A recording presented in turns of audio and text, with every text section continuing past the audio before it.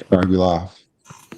Peace and blessings, y'all. Welcome to the GOAT James Kingdom Show with B. Lee and A. Johnny. As you guys know, we go live every Sunday, noon Eastern time, to talk basketball and the GOAT conversation right here off the GOAT James Kingdom platform on YouTube. We're also going live and streaming live off our Facebook group, which is also GOAT James Kingdom. Shout out to everybody that's here and supporting us today. Make sure you hit that like button, hit the subscribe button if you like our content, hit the notification so that you will know when our content is coming out, as Brandon and I will continually drop new videos, new graphs, new material, new content on a day-to-day basis. We are the GOAT James Kingdom platform. Also, don't be afraid to check out our membership to become a GOAT James Kingdom member, as we are building a GOAT James Kingdom community to battle all of these lies that are being spewed on a day-to-day basis about the GOAT of basketball, which is one only LeBron Ramon James. So today's show, we're going to talk about peak and prime, right? Prime, is it prime or peak, Brandon? Prime, I guess. Okay, yeah, because you know what? We don't, you guys, we again, you guys give us material. This is why Brandon and I can come up every Sunday and talk this, because you guys give us material. We're going to talk about what you guys want to talk about. Prime. Let's talk about the prime. So Brandon is going to break down all the top 10 greatest players prime, and we're going to have another great show. If you watched last week's episode, everybody gave us the criteria of what years we were supposed to use. So we don't want to hear no crying. We want to hear grown men understanding logic and actual information. So make sure y'all hit that like button. So shout out to everybody that's here. We got Travis already in the building. What up, Travis? What's up, gentlemen? What's good, brother? And B. Lee's here as usual. What up, B. Lee? Say what up to everybody. What's good, everybody? All Trying to right. get my stuff started. I don't know what's going on with my camera. Oh my God. Shout out to Ghost 2000. Shout out to Philip. We see y'all in the comments. Travis, you was in a debate recently, my friend. How did that go for you? Can you give us some highlights on how you went? Because there were some people asking about the debate on Friday night's episode, and I didn't get a chance to talk about it. So, how did you fare with the debate with Dart and Michael Jordan fans are the best? Well, I liked it. Like I said, I thought I presented my case well. I mean, when you're talking about like comparing two players, like kind of, and like it seems like that's kind of what Dart wanted to do, is just compare them heads up. And I was trying to Mhm. say, you know what, I have a lot of respect for the eras. I don't really think he could do that. In my opinion, LeBron dominated his era way more than Mike in. Here are the stats to prove that. You had parity. You had way more parity than 1946, when people were just learning the game and they had part-time jobs. So I presented all this, and I said, you know what, I can't really change your mind. He didn't use any stats or anything like that. They're just narratives. And when you're debating someone like that, who really just, you see the only time that people on his channel use stats and figures like that are when he sends his yes men out to get you, and that's when Mhm. N and B are there. And but I mean, I think it went well overall. Like, he stuck to his narrative. I was kind of doing the opposite thing. Mhm. Overall, I don't really think it was resolved. You're not really going to change anyone's mind, but I just think it's a ridiculous comparison, especially when the league has been so competitive for so long, and LeBron's just kind of cleared everyone. I don't really see how that's a discussion, but it was fun.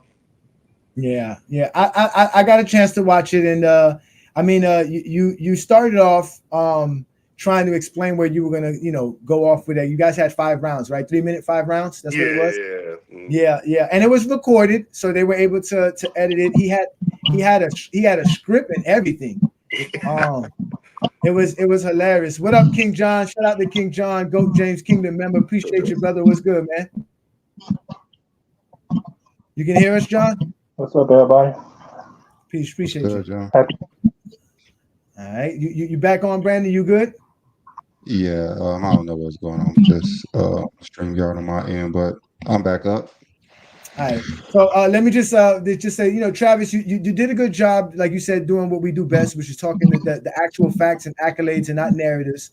Like I said, the only thing I felt is that he knew you were going to talk bad about the 50s, Yep. and when he called you out on it, hey John, can you mute yourself, John? I don't know what you have in the background. I don't know. It sounds like your mic is moving.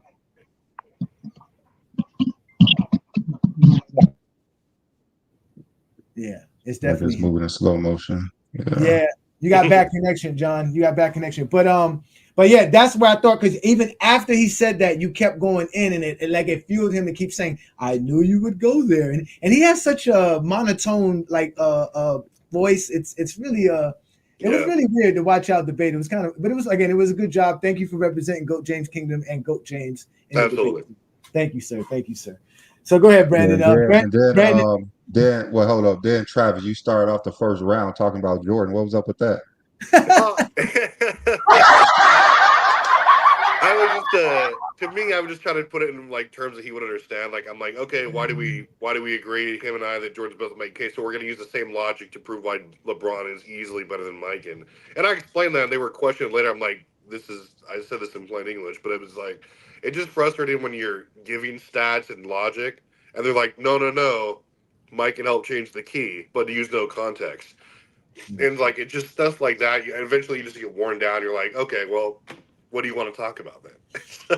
He was saying some bizarre things like he the one made the NBA popular and all this stuff. He was the star.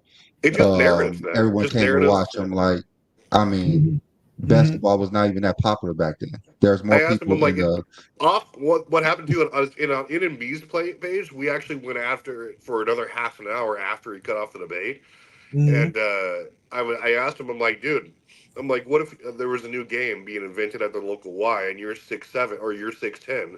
Everyone else has never heard of it and they're 6'5". You go down there and you dominate. There's no rules. Does that mean you're the GOAT? As opposed to people 50 years later you play against who have the same skill set as you and you're just mid? Like, come on, man. Like, we're just using logic. He's talking about how he was more popular than LeBron. Like, do you even watch basketball today to say something that ridiculous? Like he was Roger Staubach or something, or Bart Starr. Like, what are you talking about? He was not as popular as those football or baseball players back in the 50s. Basketball wasn't even that popular. It wasn't popular until Michael Jordan came to the league, really. Yeah, he was the ABA. Like, did the ABA go out of business? And they had to merge? Like, I went back and looked back at those eras. Almost every year back then, a team was added or removed from year to year basis. Like, there was one year there was 12 teams. One year they went to 10. The next year went back to 11. Then it was 10 teams. Then it went to 9 teams. There was one year, I think it was 1950. It ended up having 15 teams. Then the next year went down to 11. Yeah. I mean, you could have just destroyed them. Yeah, you could have. You were being too nice. You were trying to be too nice. You were being too nice. That's true. While he was trying to embarrass you. Yeah, he was trying to embarrass you. He was trying to embarrass you. And you were being too nice. I had a lot of respect, and I went in there. It was my mistake. So that's all right. That's what happens when you think all Jordan fans are friends. You remember everybody.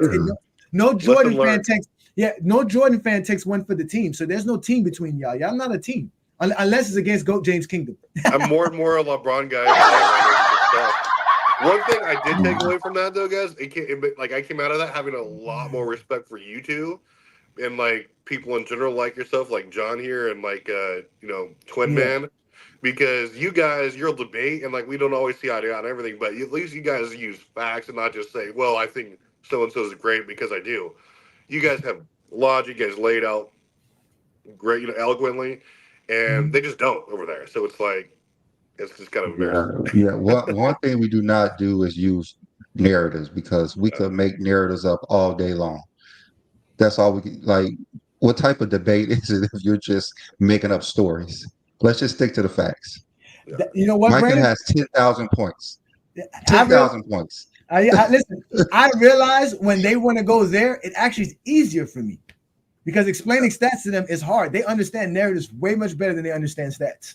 So when he would have went to the greatest thing, he wouldn't have got the exposure. He would actually got a Johnny, because I would have brought up how in general there was nothing great about America in the 50s. Nothing. Not while Eisenhower was the president, but we'll move on from there. So if you guys thought that we bring real stuff every day, we got something for you today. So Brandon is going to bring you some real information. Yeah, hey, John, your mic is bad. It's almost like you're patting on the mic all like that. That's how it sounds. Let me go out and come back in. All right. Yeah. Yeah. Try to not use the headset. Try to not use the mic headset. Try to see if you can use your camera headset. I mean, your camera mic on the settings. You can switch your mic. You can still use your headsets, but not use that mic because I think that's what it is. You're using a headset that moves a lot. So, but go ahead, Brandon. We are going to All bring right. down GOAT James Kingdom All Prime. right. So, we always talk about how Michael Jordan has the highest peak. And this is what makes Michael Jordan to go because his peak is higher than anybody. So, a lot of times we just say, okay, you guys have a certain definition of peak. I know peak, prime. What's a peak and what's a prime? Peak is usually when you're at your top.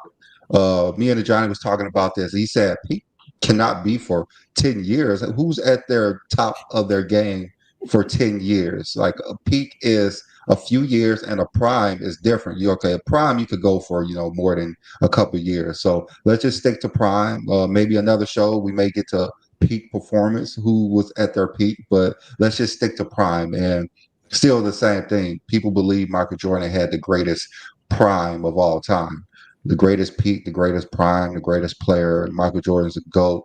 He could fly. So let's just look at Michael Jordan's prime compared to everyone else's prime. We did this show last week. We just got the numbers. Some of my years was different from most of you guys. So I kind of merged everybody's thoughts and everything. Johnny came on, gave his 2 cents. He think LeBron's prime is 20 years, but that's just a Johnny.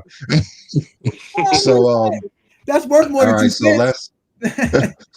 let's let's start with Jordan and Wilt first. So as we can see, Michael Jordan's prime, we got between 87 and 96. So you see the 8 All NBA first teams to Wilt's 7 All NBA first team. There wasn't defensive first teams back then. Jordan has those um, regular season MVPs about 4. That's the same. Jordan has the 4 titles, the Finals MVPs, the gold medal. And as we can see, that Wilt, of course, is going to average more points and rebound, shoot a better percentage from the field. Michael Jordan steals and blocks were not included. We probably know that Will steals and blocks would have been higher than anybody in NBA history.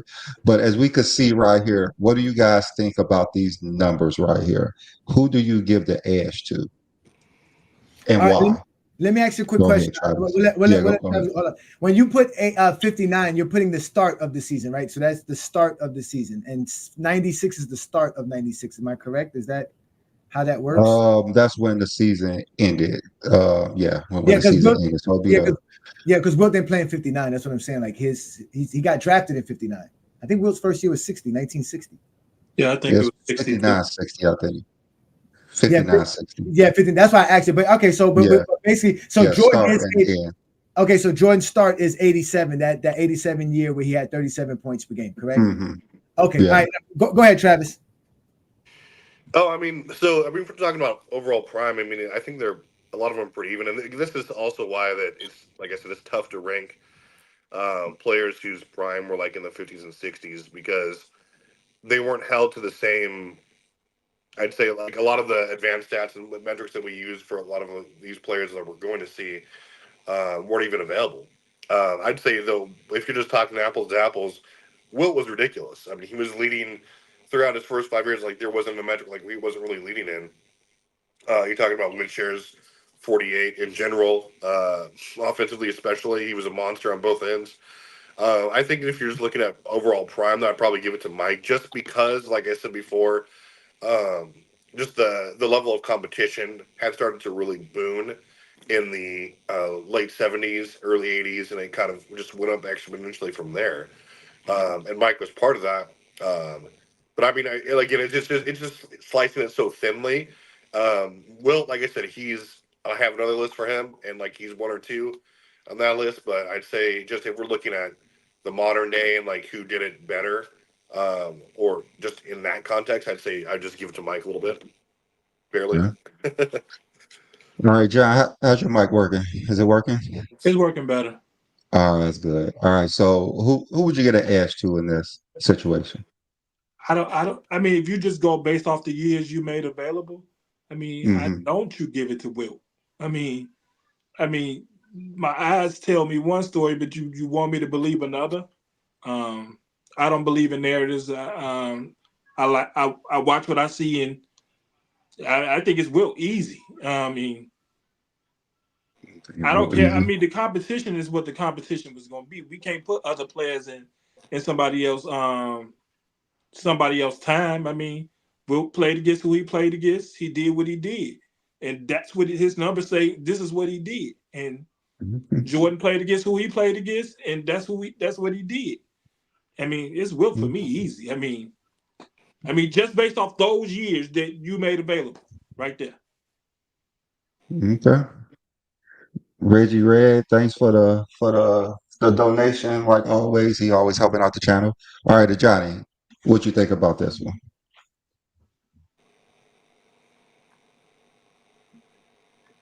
You're on mute, Johnny.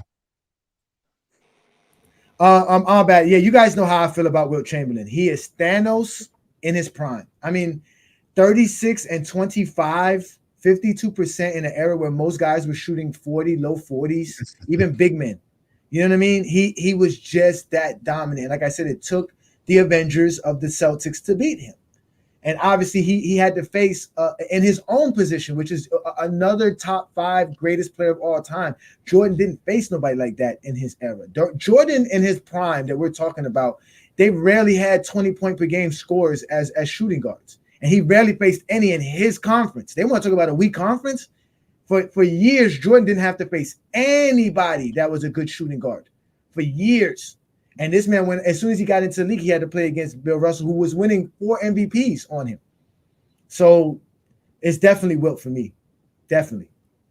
Okay. All right, Travis. They're basically going by stats. What gives Jordan the edge? Well, I mean, like I said, the stats are going to be a little bit inflated when you're talking about the greats of the '60s and things like that. Like, and we've discussed this a lot, like ad nauseum. But again, I nothing away from Wilt. Like I said, I have a separate ranking list for players beyond the behind the '70s who were Mhm. just the goats. And like I said, I've explained why. But again, not taking anything away from Wilt, he was a monster. I think he owned that era statistically.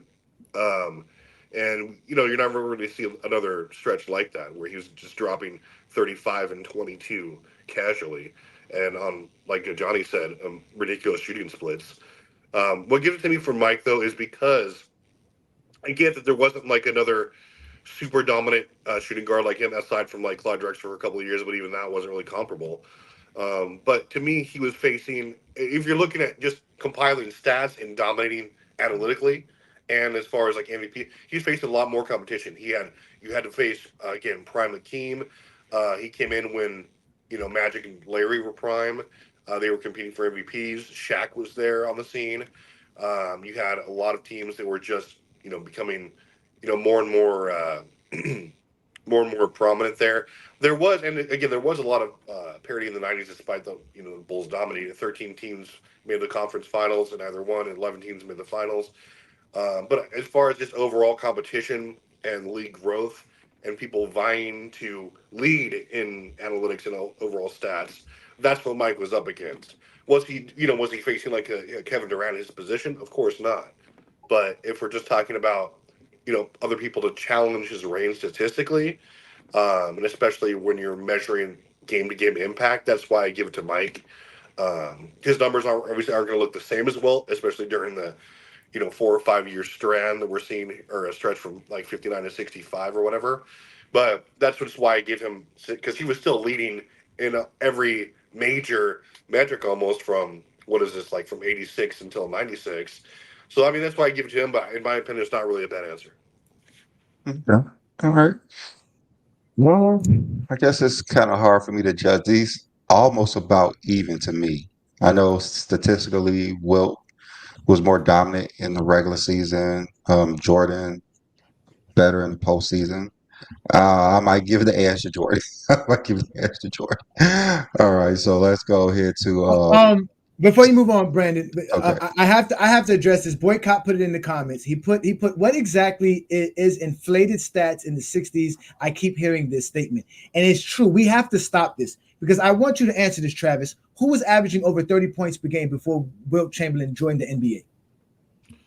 So before Chamberlain joined the NBA, who was it? Like maybe I'd have to look it up, but he joined in '59. Before that, it may have only been, I'd say maybe no one that I'm aware of. But for inflated stats, what I mean by that is, Mm-hmm. uh, like, okay, so Morgan, if you go back and look at all the players in there, like were there standouts? Sure, you had O-Rob, eBay, things like that. But if we're talking about, you're never going to see someone go like 40 and 20 again ever. And the reason for that is because not only was the pace the highest it's ever been, people weren't shooting threes. There was just a lot more opportunities. And again, there were outliers. Wilt was an outlier. There's not the average height of the NBA center from 1959 to like 1965 was only 6'7" or 6'8". It didn't equalize until 1987, where you actually had an average of 6'10" players and above at that position. Wilt was what, 7'2", and he was No, out but there. So of course he's but going that's to the point. put No, up. but that's the but no, but that's the point. What was actually 7'4"? But that's the point. You never had somebody averaging 30, let alone somebody coming in and averaging 40 and 50. That Then wouldn't be possible today. again, what other person was averaging 20 rebounds before Wilt Chamberlain joined the league? No, but again, Wilt was a No, specimen. Bill Russell. So that's why we can't just say it's about inflation. It's about the fact that he was just that dominant. The same way we can go to say what shooting guard was averaging 35 points or 30 points per game before Michael Jordan? None. So Sure. Jordan's ability to be as quick as he was, as fast as he was, his agility, his athletic ability, his natural given gift by God made him that dominant throughout the 80s and the 90s is the same thing. So we cannot keep saying Wilt Chamberlain played in an inflated era, especially when he played 46, 47 minutes for his career. So he wasn't even getting off the court. So we have to stop that. If you're gonna say you guys got to be right, like Brandon said, I give the edge to Jordan because it is really close. But man, Wilt Chamberlain's numbers are incredible. That's all we want to say. I agree with you 100%. Just that, like I said, what I mean by that is, like, I'm not trying to take anything away from Wilt, but I'm saying that as far as, maybe I shouldn't say inflated, but I'm saying as far as other people, like you said, who could actually stand up and say, okay, well, cool, I'll also give you 30 and 20. There was no one back there. And Mike's age here, maybe not a shooting guard, but you would see Shaq do this regularly. You would see Hakeem do this regularly. You would see Bird and Magic. There were other players who could at least try and match him statistically in other ways that didn't exist with Wilt for the most part. I got you. We just say like me, he's Thanos, and there's no way to compare him because he's Thanos. That's it. One question. Uh-huh. Why do y'all say it's close? Because of team success or the individual? And for me, it's individual. It's individual. It's still individual. It's still close. Because individual, I don't think it's close. But I think if you combine individual and team success, that's what makes it close. Yeah, I mean, it's close once you get to the to the postseason. Yeah, I get that. You know, Michael Jordan was a beast in the postseason, as you can see. And Wilt did take a dip. He did. But Michael Jordan, improved in the postseason. Gotcha. That's true. That's the playoff translation. That's crazy hearing Brandon use playoff translation. But go ahead, Brandon. Go ahead. Next guys. I always talk about the playoffs, whatever that supposed to mean. Because trust me, playoff. That's what they say is playoff translation, depending on what you do from the regular season, how it translates to the postseason. So basically, Jordan was great in the regular season, and it translates to the playoffs. But for Wilt, Jordan was even greater in the postseason. That's what I'm saying. Yeah, you have to. Translate means is either you're the same or you went greater. You understand what I'm trying to say? But or you was Wilt, they call a playoff dropper. So he didn't play. Wilt Chamberlain doesn't translate in the playoffs. That's quote unquote what I got from that. As far as that's the words that they use. That's a TikTok thing, mind y'all. It's a TikTok playoff translation. He didn't drop that much, but it wasn't. Yeah, 29 and 27. I'll take that any day. Yeah, any day. It was just not better than his regular season. That's all it is. Not better than regular season. All right, so let's go. Next guys. All right, so I know Lady was saying, what about titles? So I wonder what he thinks about this prime, because Bill has the titles. Yes, he does. Travis, the floor is yours. I mean, I just spent like an entire video talking about Bill, basically, and I've always said, like I said, if all things were equal, like it's a broken record at this point, and and errors don't matter, no context matters, and I'd say Bill is at worst number 2. I'd put Wilt number 1, because like I said, you just didn't see an example of dominance like you saw from Bill, at least defensively. He was no slouch offensively either, but he, when someone's, like I said before, when the Celtics were great for many reasons, they had a great team, but Bill literally took away, like, on a nightly basis, the opponent's ability to score in the paint. Like when you don't have that ability, because you're gonna, this guy's gonna send 14 of your shots in the row 5, and he's also gonna give you 16 and 25 on the there, and you can't rebound, and he's just a monster. Then it's really discouraging, and of course that led to a lot of team success. But Bill, I think his prime though, I mean, he really didn't slack off for like his entire career, maybe his last couple of years, but he was really just a monument to consistency, as far as, just maintaining his averages and being leading the league defensively. But yeah, he was very efficient as well, relatively speaking. But I mean, he didn't, to me, have the most impressive prime, but he was just a rock, and like I said, he's always a top 5 defender of all time to me, and obviously a top 2 rebounder of all time. True. All right, John. The one thing I can wish in basketball world having, that they added up blocks back then. I just wish it could have been done. I mean, one, the triple-double record it'd be something that can't be reached. I think it may be bigger than the all-time scoring record, because what Russell and Wilt would have did with triple-doubles would have been amazing. Quadruple doubles. Yes, crazy. But Russell, he was just different, and he was for his time. And defensively, I mean, maybe the best defender in sports ever. I mean, sports. Forget basketball, football, in sports. He already the greatest champion ever. I mean, when you say Russell, you just say champion. And that's basically all I can say about Russell. Bill Russell, champion. His number 6 jersey is retired in every arena in the NBA. Period. That's Bill for you. All right, Majani, who do you get an answer this one? All right, so you have it from 57 to 66, which I would agree. Again, the playoff translation. When it comes to playoff translation, I think Bill Russell has the best playoff translation ever. He is so clutch when it comes to game 7s, closeout games, playing in the playoffs. Oh man, it's so hard because I gotta tell people that 26 rebounds is just as crucial. This one is closer to Jordan than Wilt. But I still got to give the edge to Russell, man. Russell just was the best basketball player. I mean, I don't know how to describe it. Like it's something between him, Magic, and Bird to me, that they just had this aura where they knew how to make their team work with them so that they can win. You know what I'm saying? Like they just knew how to do everything on the basketball court. And he was just phenomenal. He didn't have to score 30 points or 25 points to be effective. And he was scoring 15 points per game. So I'm gonna give it to Bill Russell because he's just, 8 championships, 5 MVPs. I mean, what are we gonna say, bro? I mean, he dominated the NBA better than anybody. No one dominated the NBA more than him. No one. In every phase that we talk about. So I'm going with Bill Russell. This is the hard argument because you see Michael Jordan points per game are superior and offensive superior. Bill Russell defense, we're going to give the nods to Bill Russell on defense. I don't think that's a question, even though they believe Jordan's the best two-way player of all time. But me personally, I will always give the edge to Jordan. I think Jordan is the more superior player, and I just don't believe that titles mean you're the better player. Bill Russell led more teams to titles. I mean, his rebounds is off the charts. He's the better leader. But just looking at the better prime, I'm going to go with Jordan.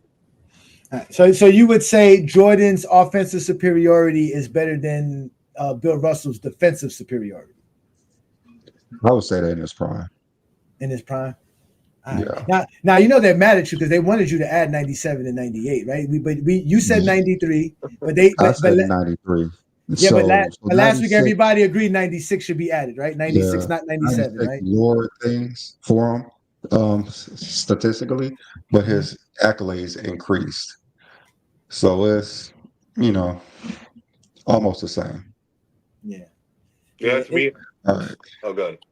Yeah. I Yeah. was just saying one last thing. It's like Bill was ridiculous. I'd give it to Jordan too, but I mean, just because he was amazing defensively. But yeah, Bill was the only other player or the only player to lead his position in defensive win shares more than 10 times. He did it 11 times in like what 12 years.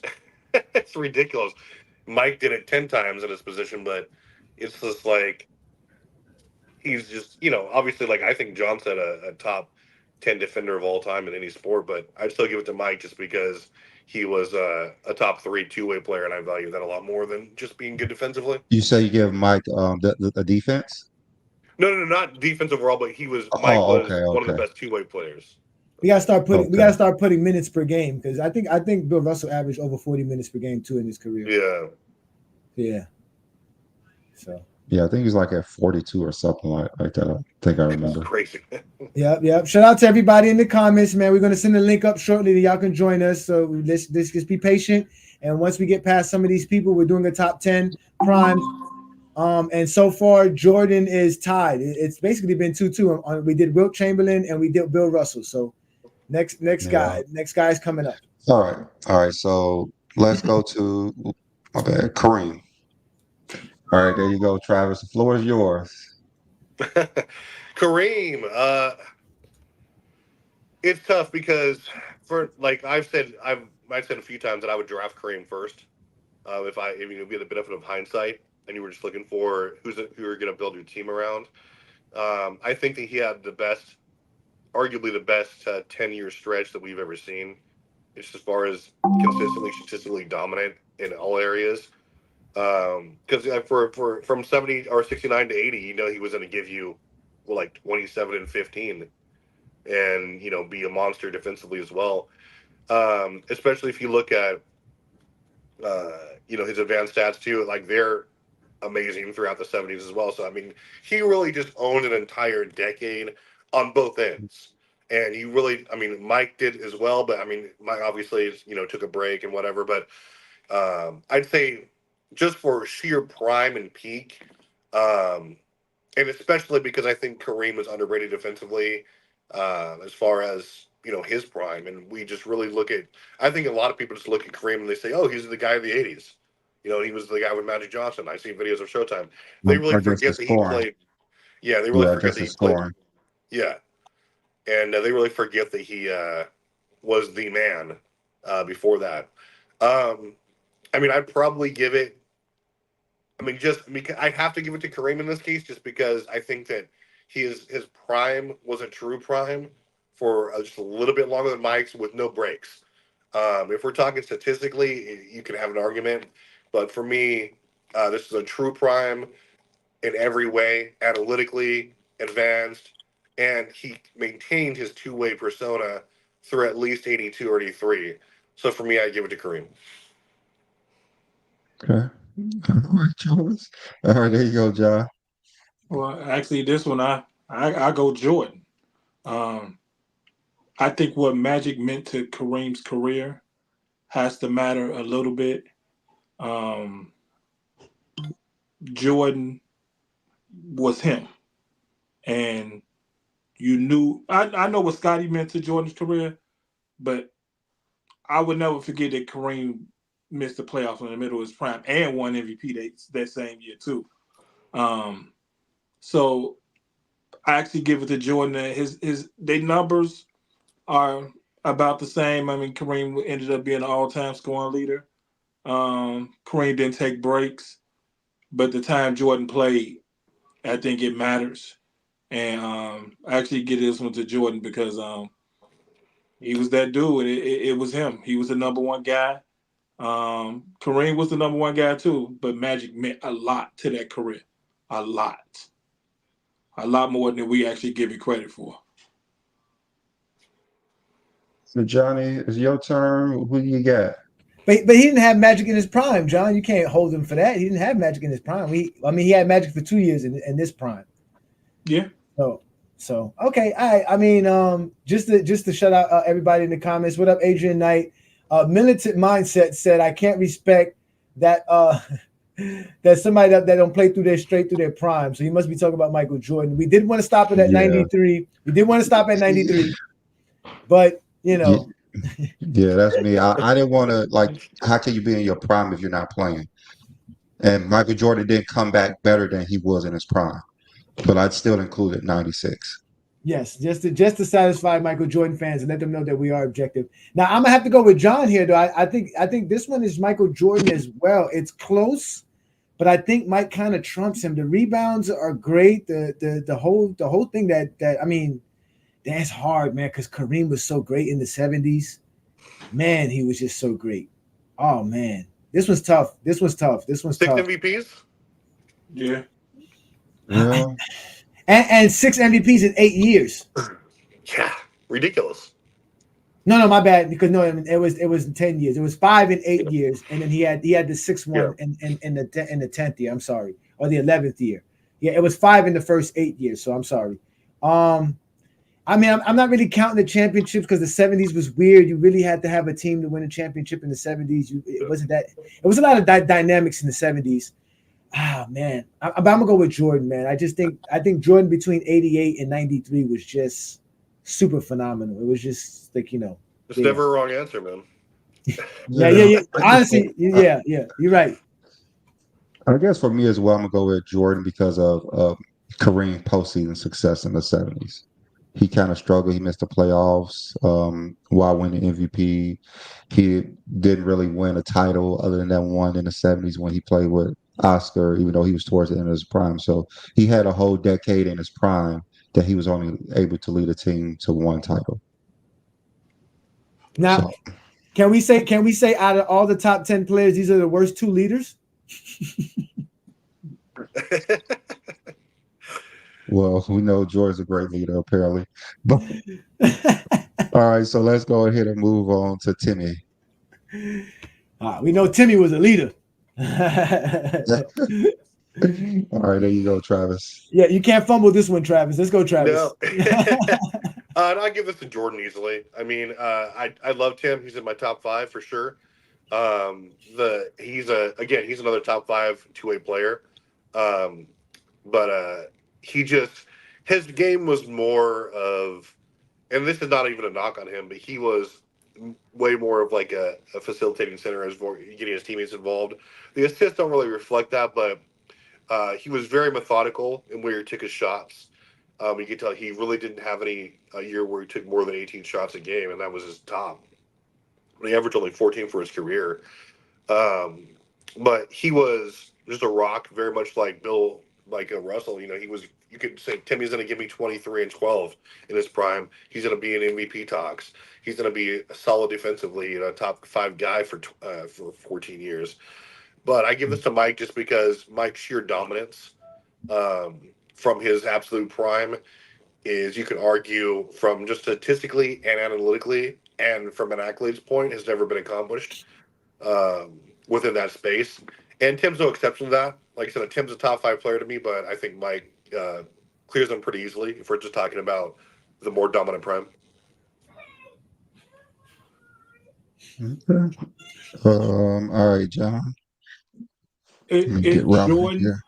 It's Jordan because Tim Duncan didn't walk into a bad team. He didn't have to give you crazy numbers because he was playing for a bad team. Tim has never had a losing season. He's always had good teams. And the one thing that we never talk about is that players after Jordan had to start winning championships once they walk into the door. So his goals from day one, rookie year, we got to win. I'm not. I don't build up. We already built up. We just got to win a championship now. And because he didn't have none of those cheat years where he can just go individually shoot 25, 26 times a game and build up numbers, he didn't have the numbers that like a Jordan would have from like 84 to 89. So for Tim Duncan, it was about championships, and that's it. He did what he was supposed to do, and Because of that, it goes to Jordan easy. Mary to Johnny. No, we got Ralph in the house. What up, Ralph? Oh yeah, let's go, Hey, let's go hey, to what's Ralph happening? first. Hey, let's go to Yeah, Ralph my first. fault. My fault. I had some things I had to handle. All right. Well, you missed out. Came up. You missed out a little bit. We already did Michael Jordan versus Wilt Chamberlain, Michael Jordan versus Bill Russell, Michael Jordan versus Kareem. So I believe you have Michael Jordan's prime over all three, correct? Yeah. Okay. So now we got to your boy Tim Duncan. You see the years here. You see the stats. This is based off of what you guys agreed on for the years last year. So you see 99 and 2007. And the floor is yours, brother. Welcome back. Yeah. Great to be back, man. Yeah. I was listening to what John was saying, and that is the difference maker when it comes to, like, with Jordan's prime and Tim Duncan's prime. Like, when you start his prime, he had a deploy candidate in David Robinson in '99. Believe it or not, I think he was top 5 that year. I think he was top 10 that year. And even in Tim Duncan's first year, like, he was top 5 in deploy, along with Tim Duncan. So yeah, he had the luxury of starting with a good team off the rip compared to Jordan. So yeah, I would actually give Jordan the edge, to be honest with you. Okay. Yes. Okay. That's not All right. too far. That's not too far fetched. I mean, for me, I would have Tim Duncan's prime way past 2007, but we're not doing my prime. We're doing the prime you guys agreed on. Based off of this, I would go with Michael Jordan. But I do think if you add the prime that I added for Tim Duncan, which goes to 2013, I believe, he's better than Mike. His prime is way better. Longevity. Go James Kingdom style. Longevity, guys. I love that word. Yeah, for me, I'm gonna. I know he's talking about how Tim Duncan wasn't all about stats. Tim Duncan was more of a team player. He's gonna get what he needs to get. If he needs a bucket, he's gonna get a bucket. Um, Almost around the same time period for both of them. I guess they're close to it. 8 first team, 7 all defensive teams, so that's the same. Um, 3 Finals MVPs, 4-time champion. It's very close. It's very close. Of course, Jordan edged Tim Duncan out, but this is why I have Tim Duncan 6th all time, because he's very close up there. He was an amazing player before. I didn't really give Tim Duncan his credit for a while. I didn't even have him in my top 10, and there's no way on earth I would have put Tim Duncan above Shaq. But just going back and looking at the numbers and looking at what Shaq and Tim Duncan did head to head, Tim Duncan's a better player than Shaquille O'Neal. I would have never said that, but Tim Duncan's a better player than Shaq, and that's why Tim Duncan's prime rivals Michael Jordan's. So you got Tim Duncan over Mike? No, I got Mike over Tim Duncan. Okay. All right. I mean, another thing to add too, I do believe Tim Duncan falls in that same category that I put Bill Russell, Magic, and Bird in with LeBron, being that they're so versatile as players. They can really affect their team in winning in so many ways. They can do so much on the basketball court. So that's what I love about Tim Duncan. That's why I say when you include that with the longevity of his prime, man, he's definitely up there. I can see why some people put him in the top 5. Yeah, but I got him at 4. No, I don't. I don't agree with you, Ralph, because Wilt's like number 11 or something like that. No way. We gotta. Oh my God, we gotta figure this out. Oh my God, we gotta figure this out. We gotta figure out something. I gotta figure out something. You got me breaking my brain. Get him in your top 10.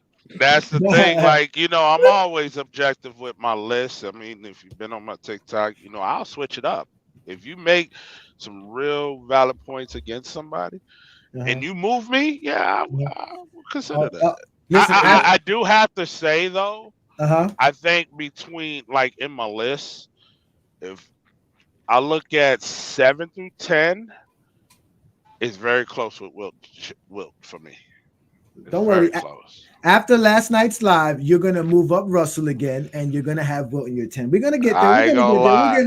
We're gonna get there. I got a 9 pages about Bill Russell that I dug into his career, and that's because of Reels. I'm not gonna lie, Reels are, he's a Bill Russell guy, so he's like, oh, Bill Russell to go and all that. And he was really really fighting my list.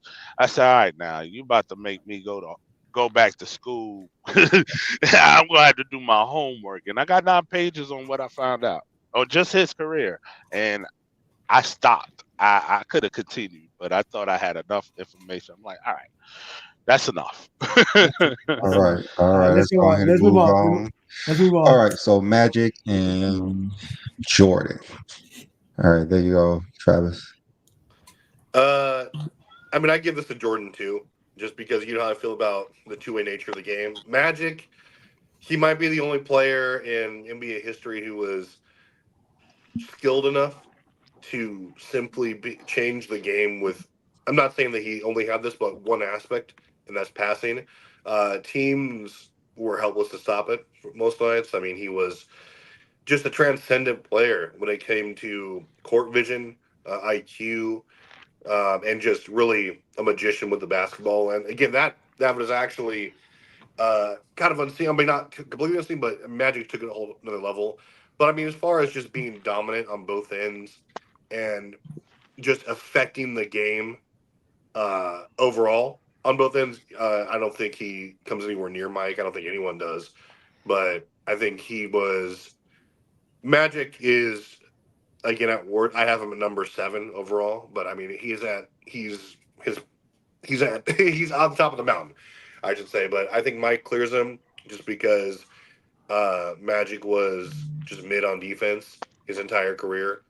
But not to be undervalued, but Magic's amazing. But I think Mike wins this if you're just looking at statistics.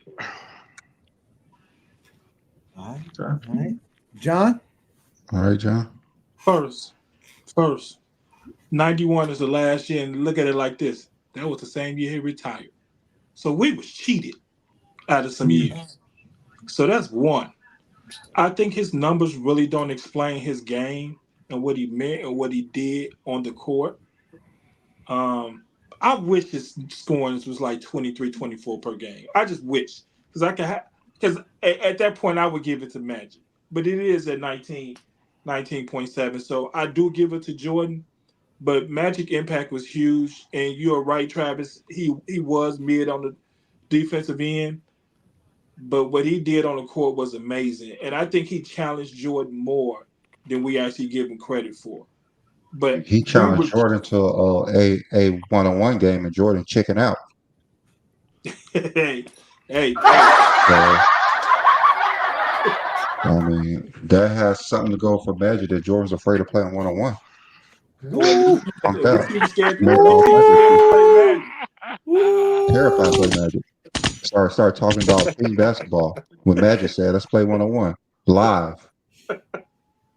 Jordan might not have been Ran. ready at the time. But yeah, we were cheated out of some prime years for Magic and what he could have showed us further into his career. And I do wish we wasn't cheated out of those years. So I think if we wasn't cheated out of those years, I think we'd have a different argument between Magic Johnson and Michael Jordan. But because of we got what we got, I gave it to Jordan. Okay. All right, Ralph. Yeah, I'm in the same boat to where I do give it to Jordan, but I think to extend on what John was saying, like we was cheated because if like we seen him come back in '96 and he wasn't he was actually really good in '96 in those Terrible. games. Huh? I say he definitely wasn't terrible. No. And so that when I look at that, that gap right there between 91 and 96, we could have had at least up to probably about 94 of the Magic that we seen in 91. I'm confident to say that. And we would probably be talking about him number 1 in the total assist. If that was Well, if that's that what was the case, Magic said too.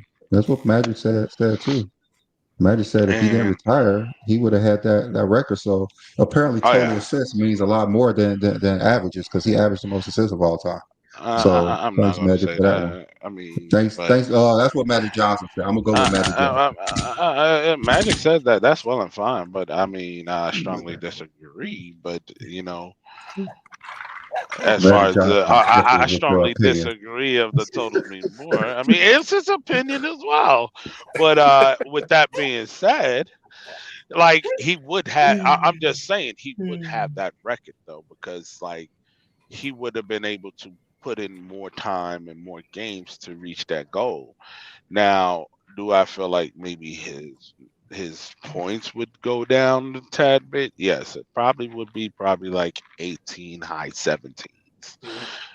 I believe it'll be around there. I think his field goal percentage would probably be a tick. He'll be over 50%, but I think it'll probably be like 50.4 or something like that. It won't go dramatically down because of the style of play he played, you know. And if you look at Magic's 3-point percentage, like at the I think in 91 it was like 37% if I'm served correctly. So Magic he was a did. pretty good shooter. Yeah, Yeah, he was a pretty good and shooter. he was a see a lot of people say he wasn't a good shooter, but relative to the league average throughout the time he was playing, he was an average 3-point shooter.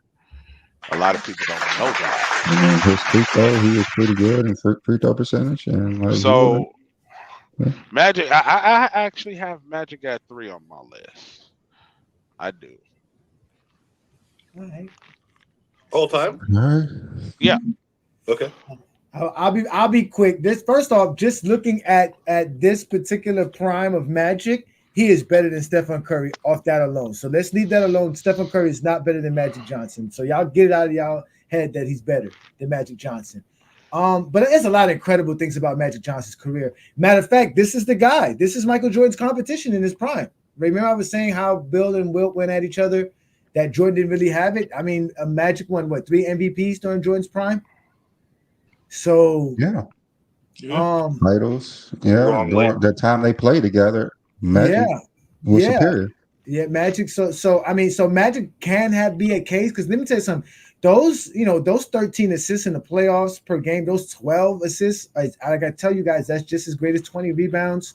Nobody else is doing that. It's only him and Stockton that are doing numbers like that. Like, you know what I'm saying? So yeah, man. I mean, I'm gonna go with Jordan slightly because the defensive side, but I still think Magic was great defensively. He was versatile. He just wasn't great on the perimeter.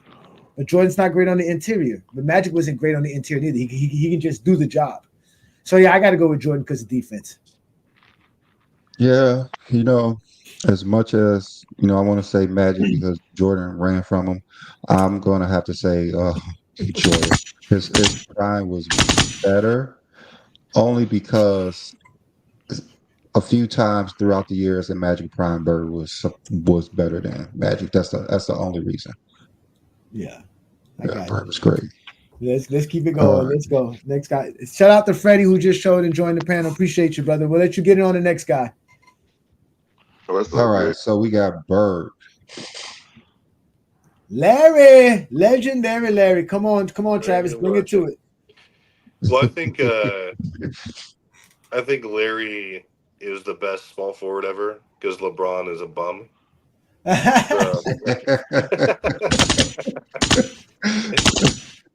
So, I mean, Larry is one of those guys who is just. It's tough because he was. You could argue that his prime was still going, or would have been a lot longer if he hadn't been, been battling injuries. You know, about doing. You can hear the stories like he's out there building fences or laying concrete on the off season or whatever, and here it's his back, but. Like his stretch from like 80, even like 82 or 83 to 88, you're from just like an efficiency and impact perspective, it's tough to match because he was a perennial 50, 40, 90 guy or close for his age. He was obviously one of the top three NBA or 3-point shooters of all time, or especially like when you compare volume wise then. And he was an elite rebounder for his position as well. And he was he was also a transcendent passer. So he was like Magic Johnson in that way. Like they both had incredible court vision, IQ that affected their team. Um, and like I said, Larry came in. He obviously had probably one of the biggest impact in league history if we're talking from a 1 year turnaround from his team when he first joined them in '80. Well, they won like 16 wins, and they went to from that bottom tier to like a 55 win team or something. I have to check the exact record, but never really seen anything like that. But I'd still give it to Mike if we're just talking about again just the dominance of the sport. Never mind team success or anything like that, because that's like say it's dependent on a lot of factors. But if we're just talking about the sheer prowess, especially on both ends, Mike or Larry did lead the entire league in defensive win shares 4 times. I didn't know that, but Yep. so he was no slouch.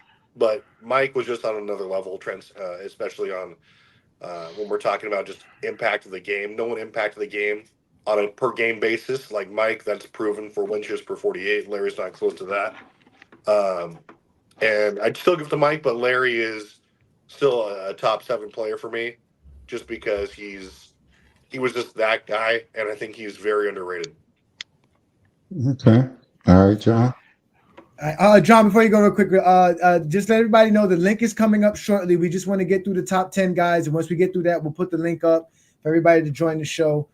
Thanks for being patient. We're going to have a great show. We're not going nowhere. We see everybody here. Thanks for your comments. Make sure y'all hit the like button, subscribe button. Y'all check out our content. We are the GOAT James Kingdom platform. All right, John, go ahead, brother. Remember when I said with Magic, if he would have averaged 24, 25 points, I think I'll have a different conversation. Well, it go to different conversation right here. This is the different conversation. Now, don't put me on a lie detector test because I might fail, but I'm going to actually give this to Larry Bird. Wow. Okay. Wow. Why's that? I mean, I could never close my eyes to 0-6 in playoffs. I know we're talking about the individual, but when you say he would never be him in the playoffs, Larry Bird, he goes and he's certain to say, you hear about the players saying, well, Jordan beat us. Larry like, well, I don't know how that feels. I mean, what are y'all talking about? I mean, he actually scored 63 and we still won. The next game he scored 45. We still won. And called him God and still lost. Yes, and still beat him. I think the conversation I was having about Magic Johnson, I mean, that's Larry Bird career. Ooh. I mean, I'm telling you it's Larry, but don't put me on a lie detector test. Oh my God.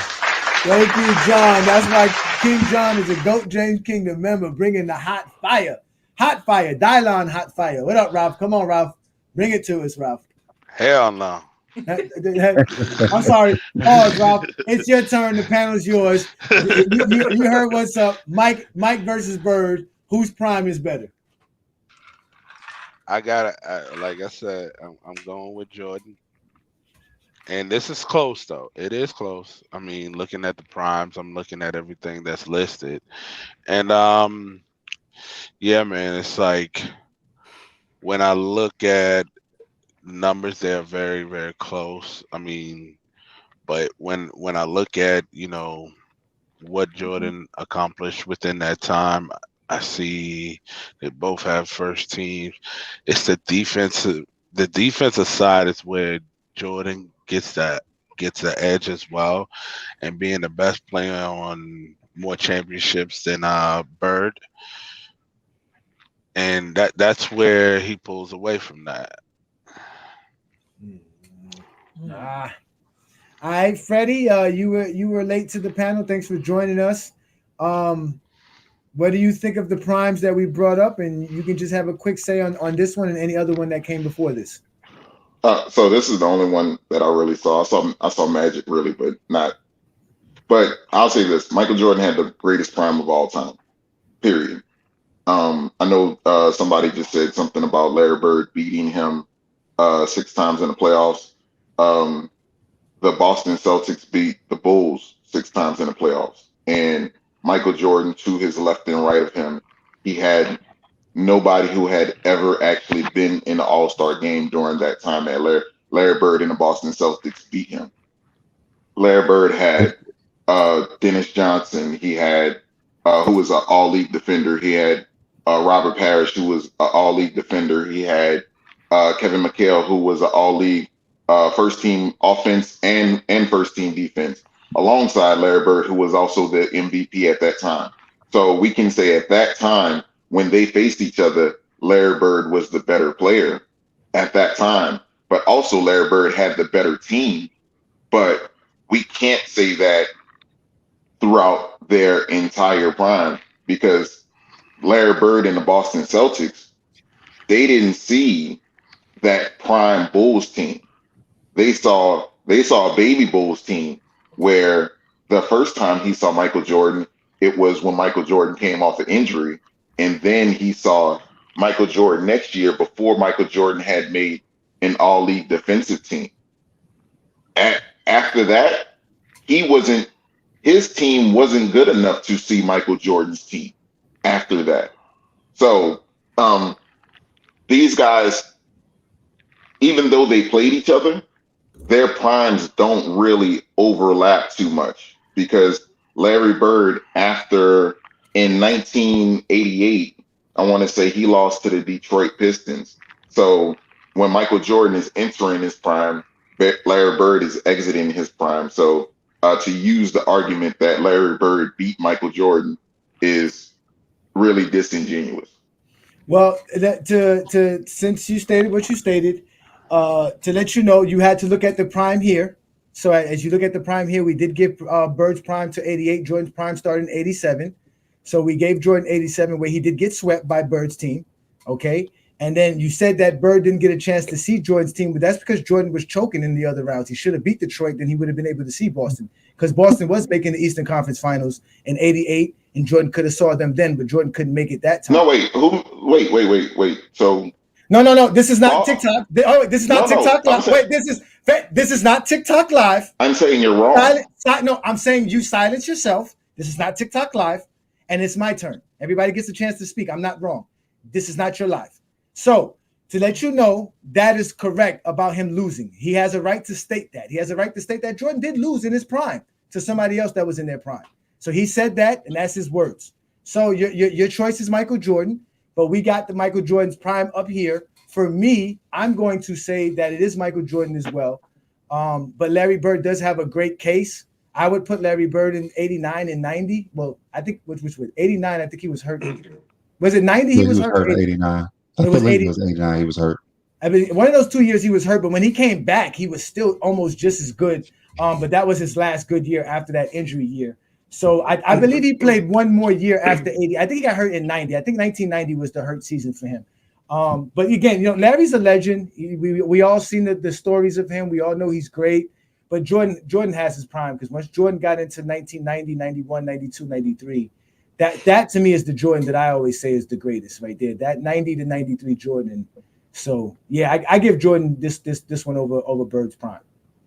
Yeah, I'm going to give it over Larry too, just because statistically Michael Jordan was better.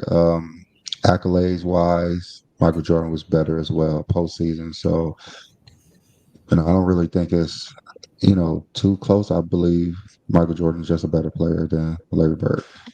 All right, so let's go ahead and move on. We have Shaq next.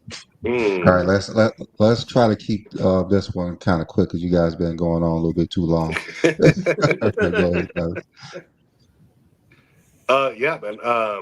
I think it's still Jordan to me, but Shaq, you can argue his prime was like from year 2 until I'd say 2004. So from 93 to 2004, I'd say he's probably had, especially if you're talking about the level of competition he faced and the parity, as good a stretch as any center we've ever seen.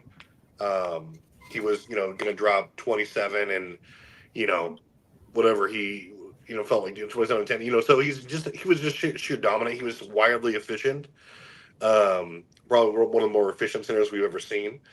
And he was just unstoppable to the point where, especially in the early 2000s, you had teams kind of drafting and trying to trade to just battle one man. because the Lakers were just unstoppable because he was just a force of nature. Um, I think he got robbed for MVP in arguably 2003 and or 2004, but he was again. Shaq was just a specimen too. Like he was what Wilt was again in the early 2000s. Much shorter sample size too, but he was again, Shaq was just that guy, unquestionably the most dominant player for at least that 3 year span, especially in the playoffs and the finals from '01 or 2000 to 2002. Arguably the greatest 3 year run of any player in history. If we're just talking about sheer dominance statistically, and again, three finals MVPs in that, it's tough to beat. But if we're just talking overall prime, again, it's tough for me to overstate this. I'm still taking Mike, just because Mike was transcendent on both ends. And Shaq was no slouch defensively. Shaq was, I'd say, a very good defensive center, especially if you look at some of the advanced metrics. But he did tail off a little bit. But I think that Shaq was, again, unquestionably a top 10 guy. But if we're just looking for, and again, I don't really care about team success or player versus player. To me, that doesn't really move the needle. If we're just talking about statistical primes, that's why I have Kareem so high, even though I know he didn't really win a lot of titles in the '70s. But I just think it's a little bit disingenuous to say this guy lost to this guy head to head, but he dominates him statistically. That doesn't matter to me.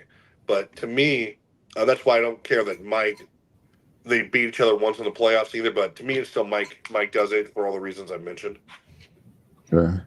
All right, John. First, you remember I said Shaq Prime started his rookie year, but we're gonna go from '95 when we saying a third year player is playing in the NBA Finals, and he the guy.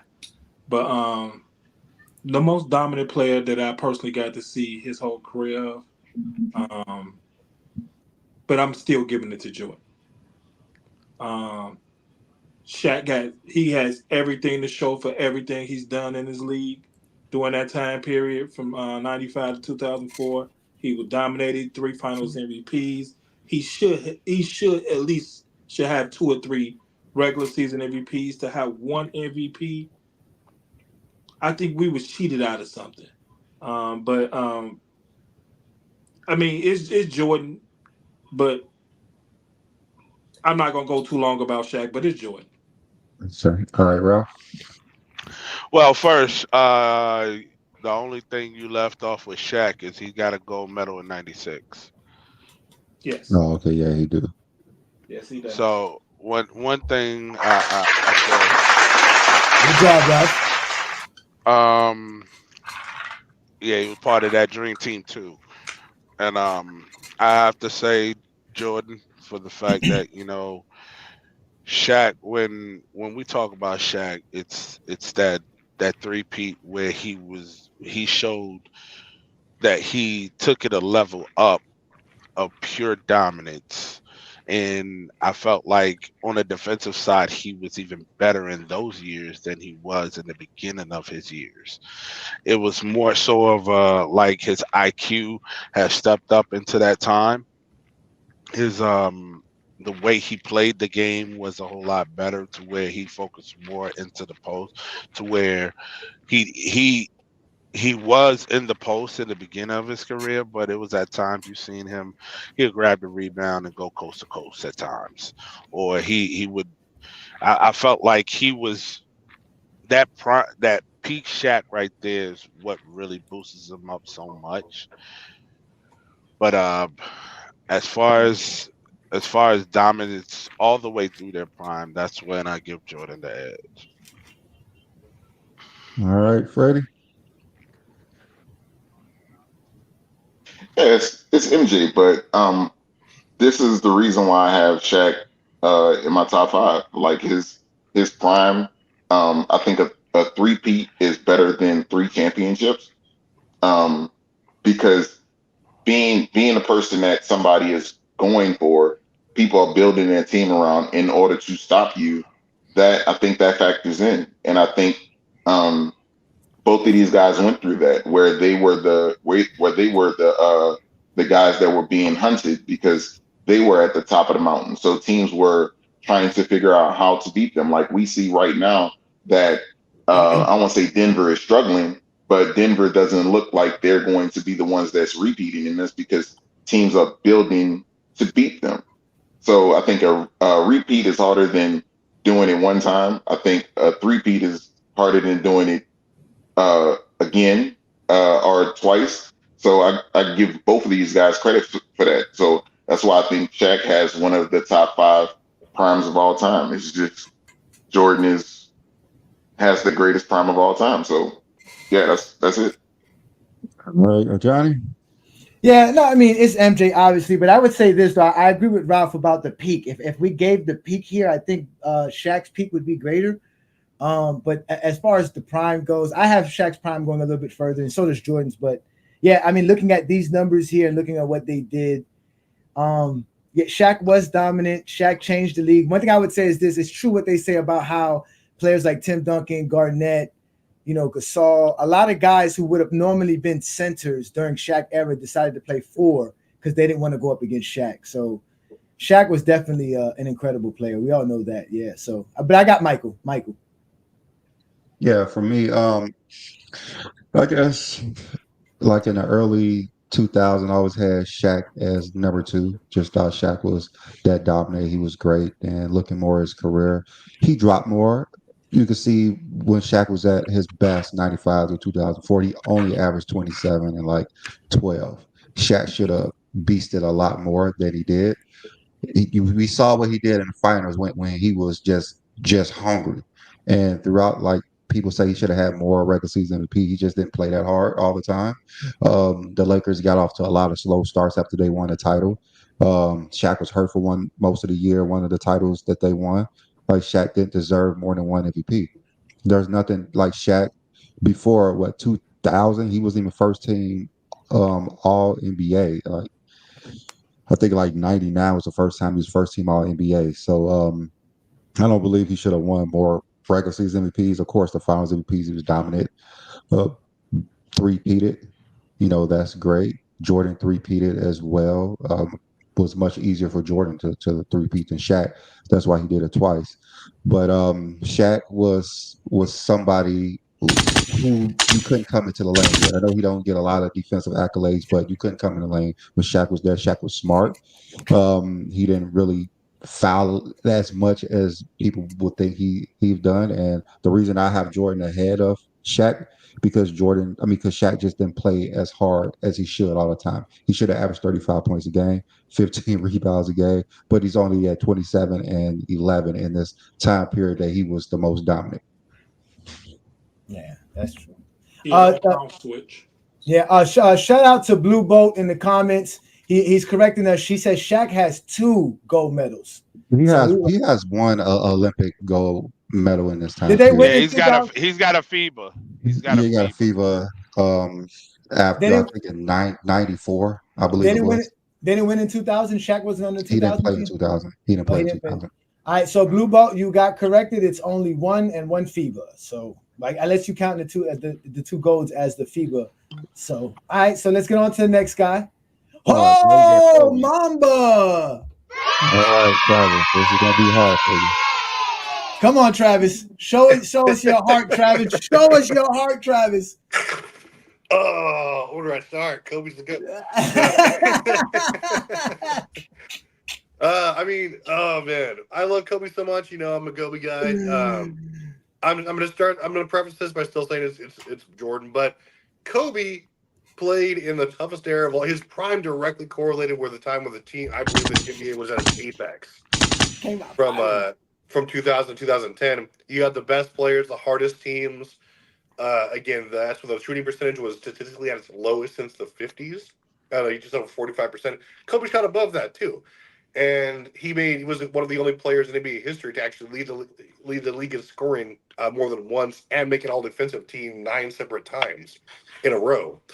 And Kobe, I mean, he was just. There was a stretch from 2000, or I'd say 03 to 06 and 07 where he was just a walking bucket. He averages like 44 a month, and he was just more. You'd be hard pressed to find someone who was that dominant defensively, or I'm sorry, that dominant offensively, to the degree he was, especially when you factor in the competition he was going against.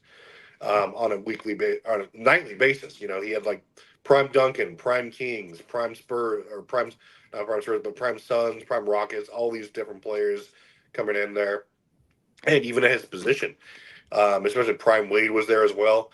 But Kobe, I think, is the most underrated player in NBA history, besides James Worthy. And I don't think you can, though, objectively say that his prime was better than Jordan's, especially when you look at the two-way nature of the game. But like you guys always say, Kobe was out there having to defend some of the best players at the guard position on a nightly basis and expend all that energy on both sides of the floor. And to me, no one has actually had to face that level of competition, be on that shitty of a team for the majority of his prime, and perform just to have his team sniff the playoffs. In '06, the Lakers were the worst team in NBA history as far as offensive rating when Kobe was off the floor, and they were one of the best when he was on it. That's the definition of MVP, and he should have won in '06 as well, but he got robbed by fraudulent ass Steve What Nash. point are you trying to say Kobe was better? Because that's all you're talking about. I was waiting Kobe for was the great. but. I was waiting for the Yeah. but. I'm waiting for the but. He hasn't said the but I mean, yet. what's the reason why Jordan's better then? I can't just because Jordan was just wildly Because more you don't efficient. want to? I just I can't. I mean, want it's to. I just can't. easy to be more efficient if Jeff Hornacek guarded you. I'm pretty sure Kobe would have shot over I won't 50% even go too. there. But no, like it's Kobe, it's Mike, but Kobe's still my favorite player of all time. I don't know. Did Jordan shoot under for 50% against Yeah, the under Jazz? when he played Jeff Hornacek, of course, and Brian Russell. Oh Less Yeah, than my Kobe. he God! played What Jeff in the Hornacek nearly Less two world? than games a Kobe. year for All sure. right, let's Go go ahead, go ahead ahead, because you go guys ahead. are just Rambling. trying. Oh, I'm good. We all know it's Mike, but go It's ahead, Mike. John. It's Mike. Yeah, it's Mike. It's Jordan, and everybody know it. Jordan. I mean, Kobe is known as the second best shooting guard of all time. I mean, to Michael Jordan. So I mean, it's an easy argument. That's part of the reason he's never been in the GOAT argument, because you know him as the second best at your position. But one thing I did notice about Kobe, and I went back and read some articles from before he passed. Kobe has moved up since he's passed on the all-time list. Um, I remember what they were saying about Kobe Bryant during his prime. How nobody liked his game, how he was this player, and nobody liked it. Towards the end of his career, when he started to decline, that's when you start hearing more positive movements about Kobe Bryant. But during those years, I mean, he was great, no doubt. He was one of the top 5 players in the league at the time. And he's the second best. He's known as the second best. So how can I say you got a better career than somebody when you known as the second best? All right, Ralph. Well, more so like they didn't.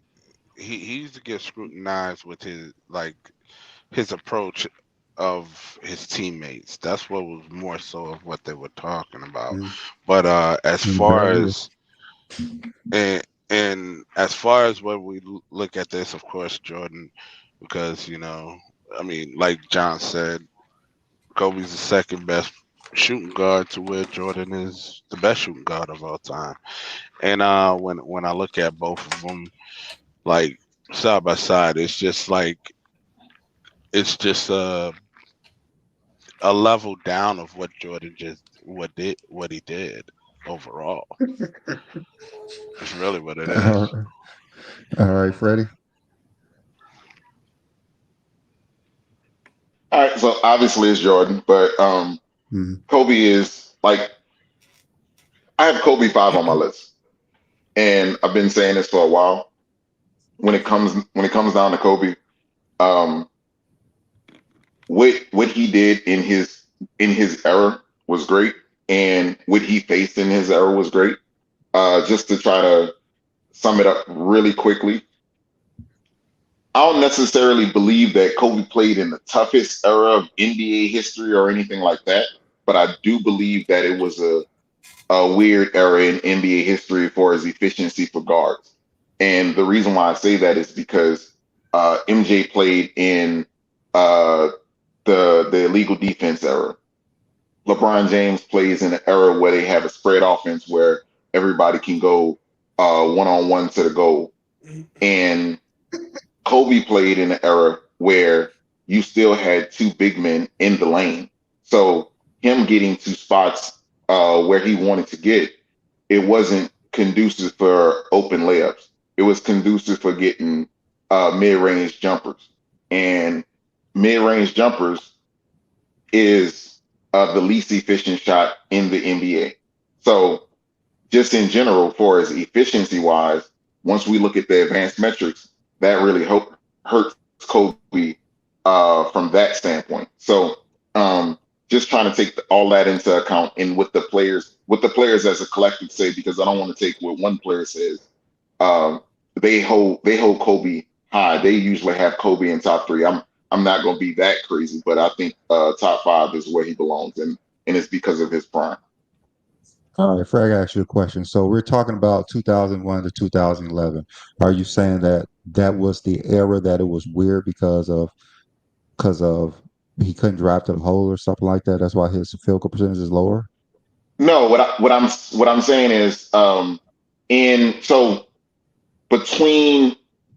his era, right? So yeah, in 2001, between 2001 and 2011, Kobe really didn't play with a 4 and a 5 who can shoot threes.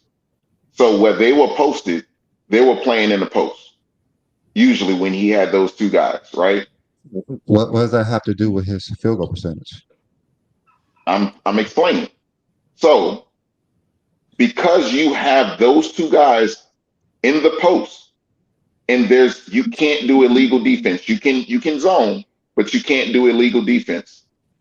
The open parts on the court is the mid-range. So that's where you take your shots.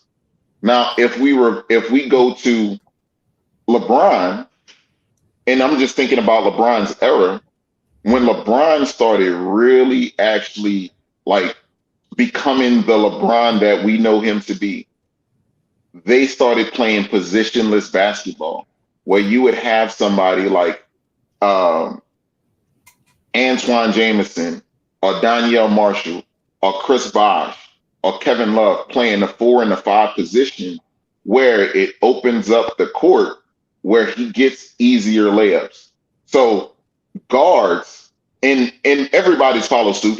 LeBron isn't the only person that gets this benefit, but everybody follows suit to where now defenses they've moved to switch everything on defense, and you have to be able to shoot to be a role player in the NBA, and the star can actually get a one-on-one to the goal, whereas Kobe didn't benefit from that type of offense. All right. Does that make sense to you? Kobe basically played in the same era. LeBron was more efficient. All right. No, that's not. That's not the truth. It is. Well, no, because if we're looking at it, it says 2001 to 2011. We got you. From 2003 to 2011, LeBron was more efficient than Kobe Bryant, and from 2003 to 2011, LeBron was under 50%. He was more efficient. He was more efficient than Kobe Bryant. He was more efficient. I understand. From 96 to 98, he was less efficient. He was just efficient as Kobe Bryant, about 46%. LeBron was more efficient than both of them. Simple as that. When you use stats, when you use NBA stats, LeBron James is more efficient. That's not my argument. Freddie, no, that's not my argument. Freddie, you don't. I'm not arguing that. Freddie, you don't have an argument. This is GOAT James Kingdom. This is not Ralph's Live. We heard your take. Now it's my turn. Okay. Well, no, he asked me a question. Was he talking to me? And you answered. He's misrepresenting. He's misrepresenting what I said. He's not. To the hole, and he was less efficient, but LeBron did the same thing. I said LeBron. I said LeBron when we knew him to be. That was 2012. This is after the time that you have. And I'm not saying anything wrong with LeBron. During that same time period, LeBron James was more efficient than Kobe Bryant. Correct. You are correct. And I'm saying that he was under 50%. I'm saying he was More under efficient 50%. than Kobe Bryant. More Fine, efficient than Kobe Bryant. fine. Simple as that. That's cool. That's cool. I That's know. never All my right, then. So More argument. then you're efficient. done. So then you're done. That's it. That wasn't my Silence. argument. You don't have an argument. We keep telling you this. This is not TikTok Live. I told you this last night. You guys are not prepared for us in Goat James Kingdom. Your argument got No, you exposed. can't. No, first, Ready? one. Silence him, please. One, you're not one. Silence him, If you're please. gonna talk to me, I'm gonna talk All back. right, Freddie. You're Come on, not man. going to Come on, talk man. It's at me. fine. Silence. You was No, we LeBron can was have more a efficient. Simple as conversation. that. I'm not gonna be talked We're at. not. All right, it's We're done, not here to dude. have It's a done. conversation Like, let's with you. move on. Let's We're move here on. for your take. You Let's gave move your on. take. Silence yourself. Your take was well said. You're fine. That's it. You don't have to go no further. Well, That's no, don't rebuttal my take if you don't want me to talk back. First off, don't come on our show. You can't follow the rules. You're right. All right, y'all be cool, fellas. So have a great day. Thank you. That's what happens when you show up on Goat James Kingdom. Man, You have now been exposed by the don't even make exposed. any sense. Okay, LeBron so was now more efficient. Simple as that. listen. That's what we deal with when we go on your live, Ralph. You see how upset he gets. He can't take somebody having an opposite position without him getting upset. I don't know It about ain't the that. opposite position. It's a fact. LeBron was more efficient. Exactly. He called out. He said something silly. He made it seem like Kobe Bryant and LeBron played in two different eras, and they didn't. Yeah. That's really the facts. So let's continue on. The truth of the matter is Michael Jordan is the Bugatti. Gilbert Arenas said it best.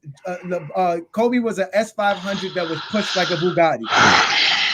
Okay, Ralph, go ahead. Say what you have to say, Ralph. What? No, you breathe hard enough for me to say that you have something to say. Go ahead and say what you have to say, brother. I just said I had anything to say. Okay, I'm just want to make sure. I just want to make sure everybody get a chance to speak because we don't run people off. We don't take people. We don't kick people out of lives. We let people speak. So, again, Gilbert Arenas stated it best. He was like, Kobe was an S500 that was pushed like a Bugatti. Kobe did the best he can do with the ability he had. He wasn't the fastest. He wasn't the quickest. He didn't have the jumping abilities, but his work ethic and his ability to make himself as great as he was could never be understated.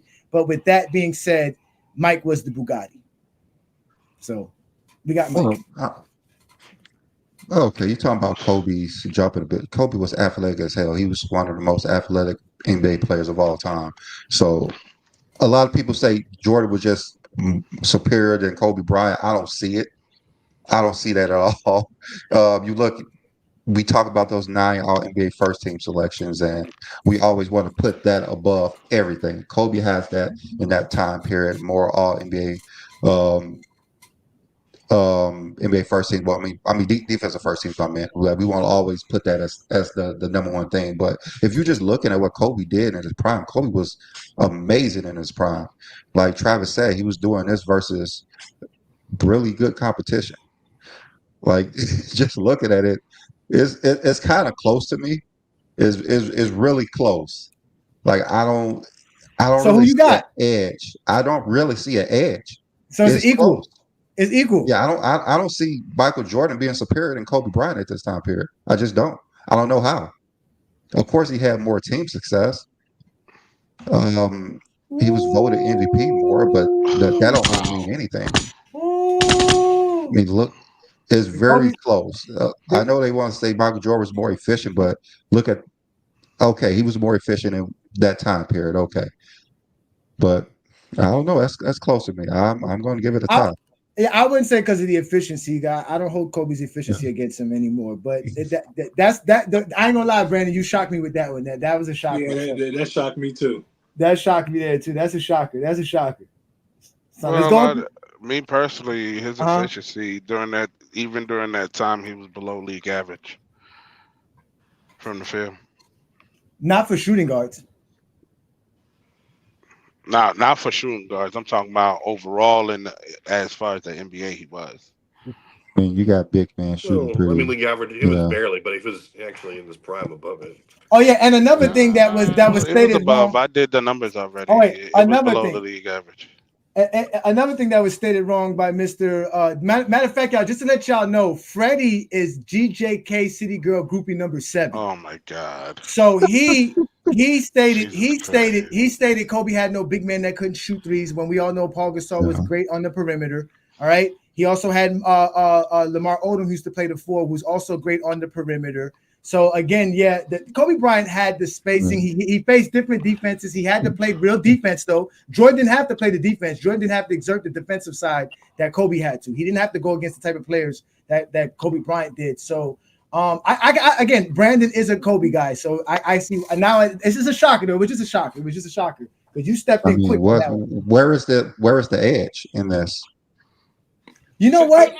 I got John, what do you mean? Hold on, wait, John. Let me ask you before you ask that question, John. You said that Bird got the edge because of his points. So shouldn't Kobe get the edge because of his points? To his point, what are you talking about? No, because he was saying that. What I was saying about Larry Bird is that what he did offensively, right? His passing and his points and his rebounding brought him up. Okay. Kobe doesn't have the assist and the rebound. Yeah, because he said if Magic was scoring a certain amount, he said he would give it to Magic, and then when we went to Bird, he said Bird was that guy because of the points. That's why I said that. But go ahead, John. You had a question. Yeah. Doesn't illegal defense allow you to get to the rim better? Yes. No. I don't know. Yeah. He doesn't know what he's talking about. That second defender actually has to wait. They could literally put everyone at the free throw line and have Michael Jordan go one-on-one in the post. That's what they could have done in the 90s. Put the whole team at the free throw line and just have Michael Jordan go one-on-one, which aspects. Michael Jordan never saw 3 defenders on the strong side of the basketball court. Yeah, and that's my point. That's it. That actually makes it easier. Yeah, and I always say, like, Kobe Bryant, like, this is what Michael Jordan would have maybe matched at his best, what Kobe Bryant did. Maybe matched. If he played in that era. Maybe matched. All right. Listen, guys, the link is coming up shortly, guys. I know you guys this is the last slide we got. This is the last slide we got. This is the last slide. Again, it's the last slide. Okay. All right. There you go. There you go. That's it. There ain't no question here. We already know what the answer is. Here. Wait a minute. Y'all don't even need my take.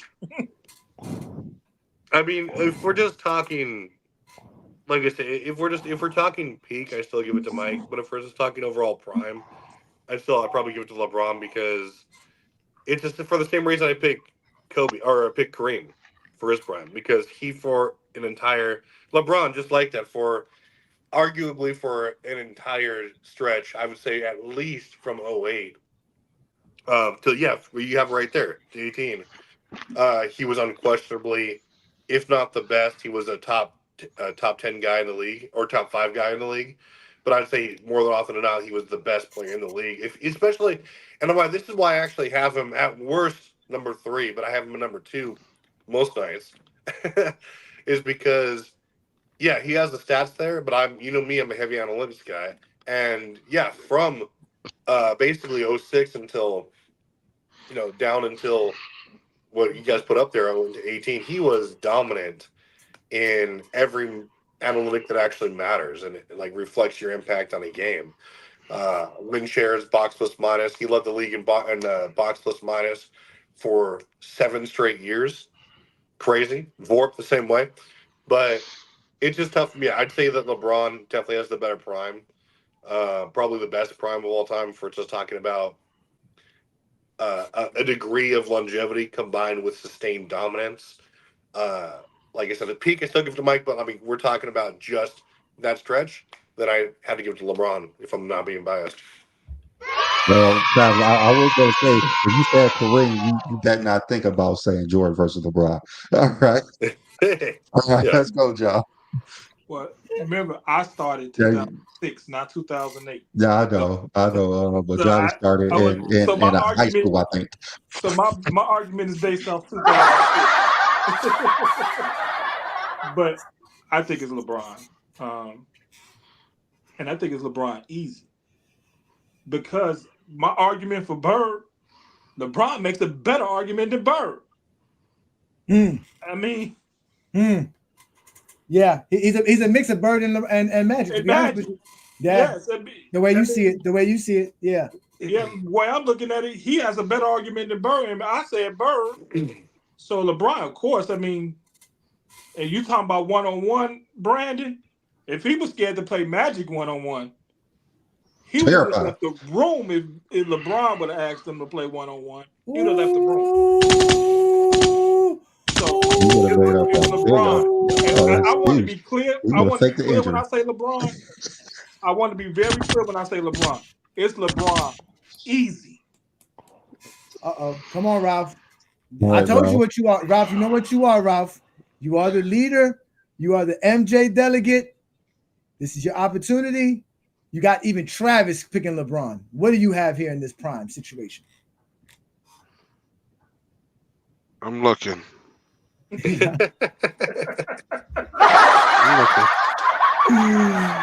are the years you agreed to these years last week, right? You was on last week's show. You agreed to 2008 to 2018, which I think is the longest prime besides Kareem, right? Out of everyone here.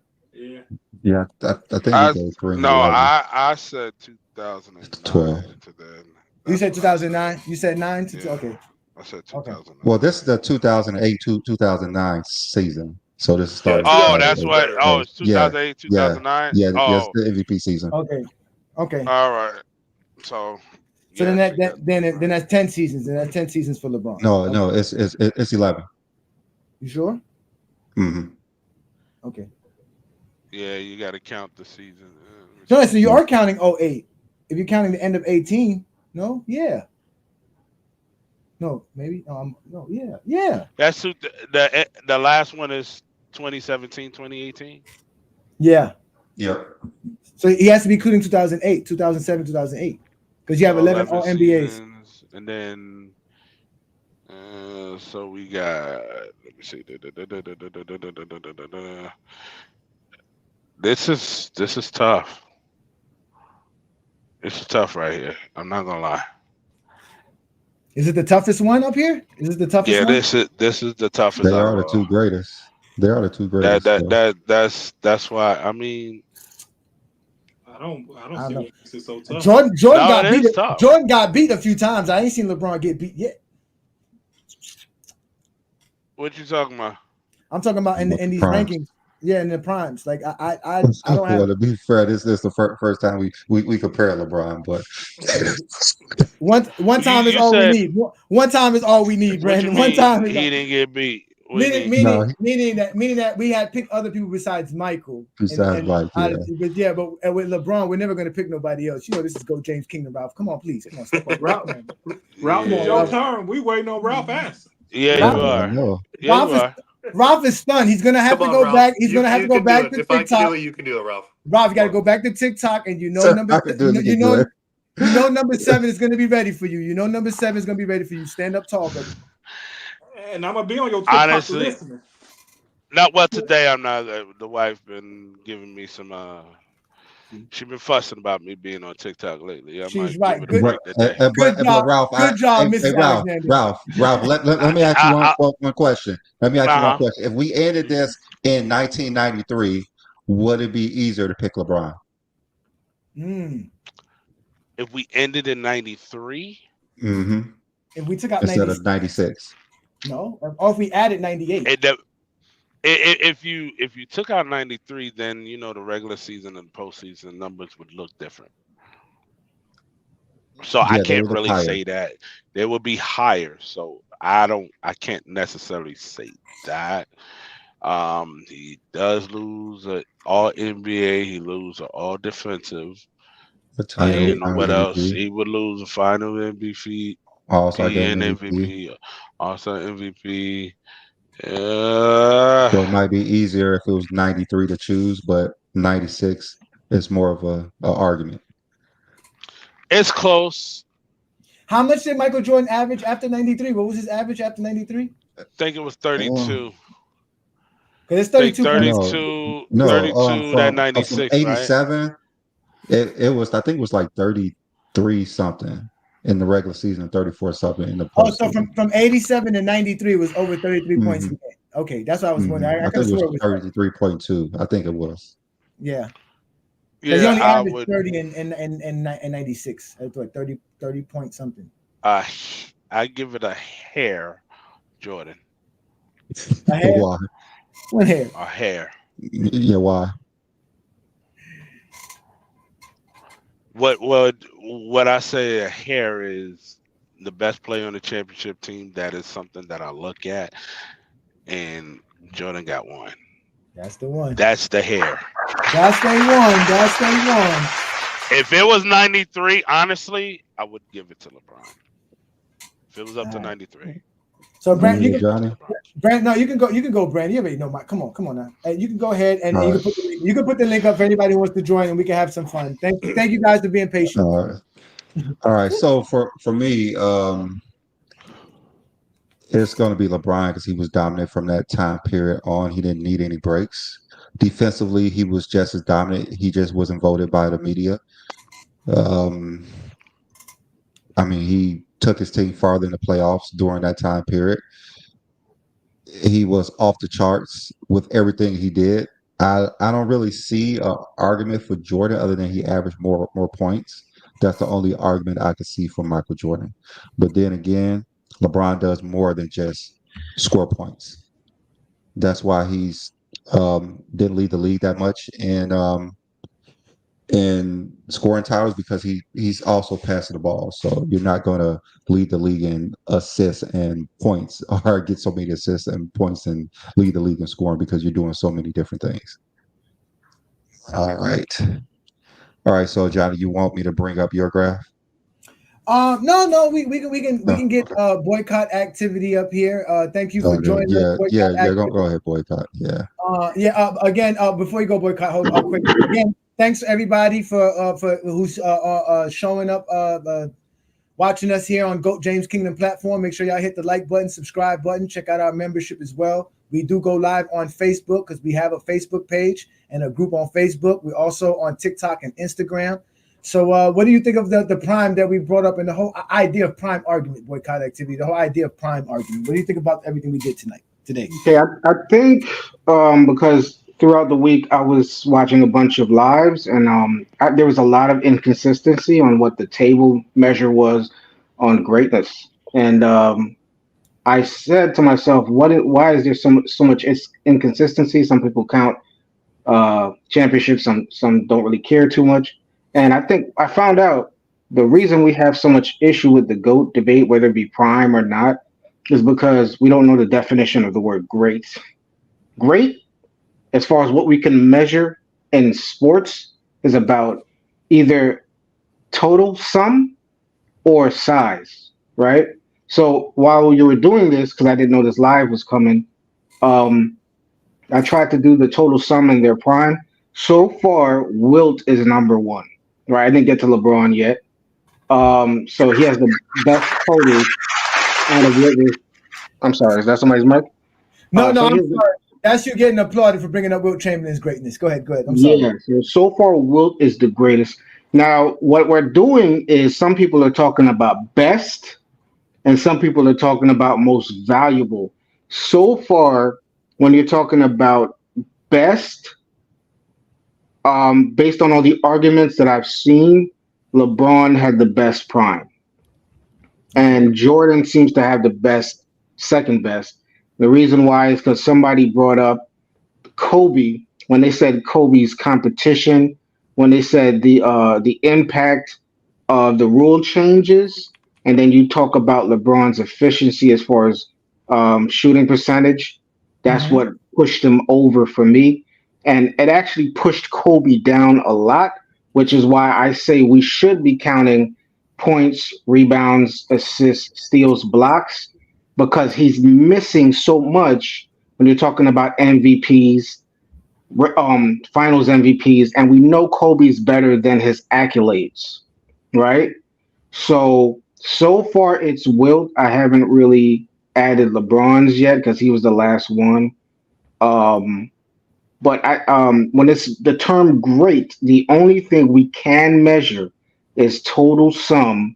And for that, Wilt, even though we're missing the blocks portion, so far Wilt is leading. Now we have to separate it. Best, that's when you start adding all these other things as far as win shares per game, 48, all that stuff like that. And then, that's value. And then best, you can go into competition and accolades, and averages. So far, it's Wilt though. All right, so and this is all stuff that you accumulated as far as from hearing discussions from different lives, and this is how you've accumulated all of this based off of those type of things.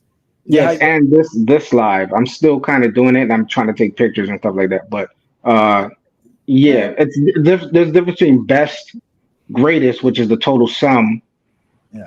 and value, which when you start to add win shares and all that stuff like that. I Uh, for me, I think the whole prime conversation is basically a way to keep Michael Jordan's name alive because I don't think prime really matters. I think your career matters. Everybody always talks about your career, not what you did when you were at your best or in your prime. I really don't like the conversation because we're limiting these guys' career. I mean, I like Michael Jordan in 97, 98. I don't think Michael Jordan 85 was a bad basketball player. Like Brandon said, LeBron in high school was a beast. So I like to count everything that they did, man. And I think the whole prime and peak conversation is really it's just more narrative based than anything else because we can't even agree on what's prime and peak. Nobody can agree on it. I agree. Like when you talk about prime, like and you're basing a player off of just prime or even peak, you're omitting things. And because there's players that has a great prime, but the rest of their career was trash. So that does matter to where you have to factor that stuff in. So I do agree on that. No. I What about mean, go ahead, like we Travis? always say, every other sport totals is a big deal, if not the deciding factor, right? Like I said before, Mhm.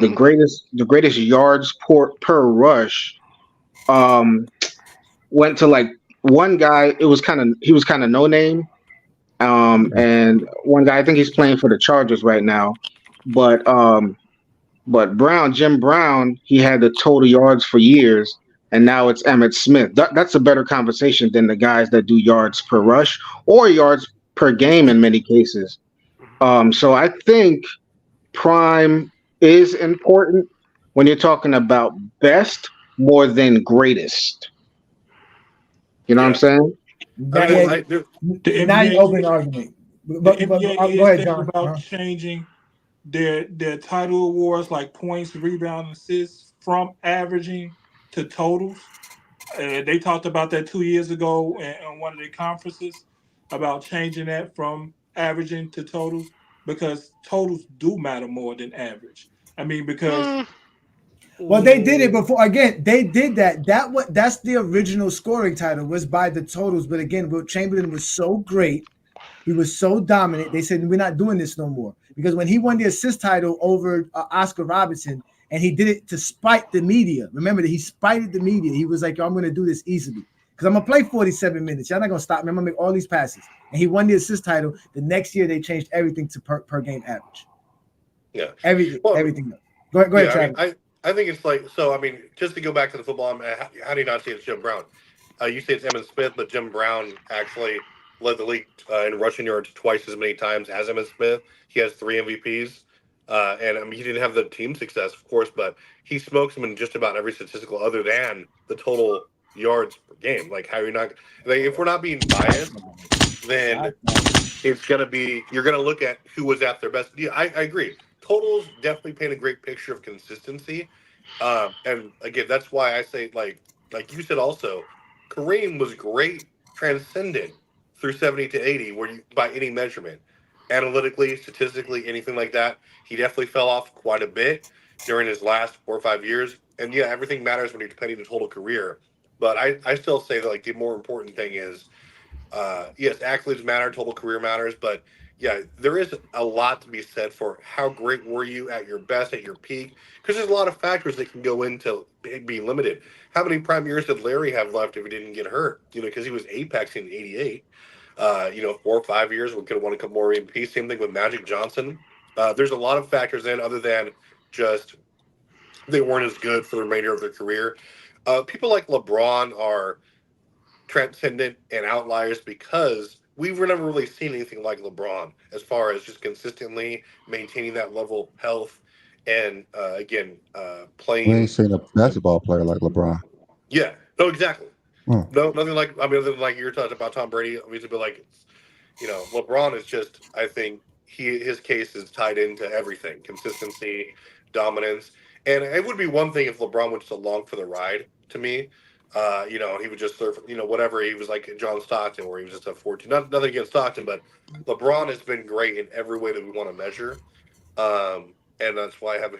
But I don't think it's end all be all, and that's why I can't. Everything matters. I can't put Wilt.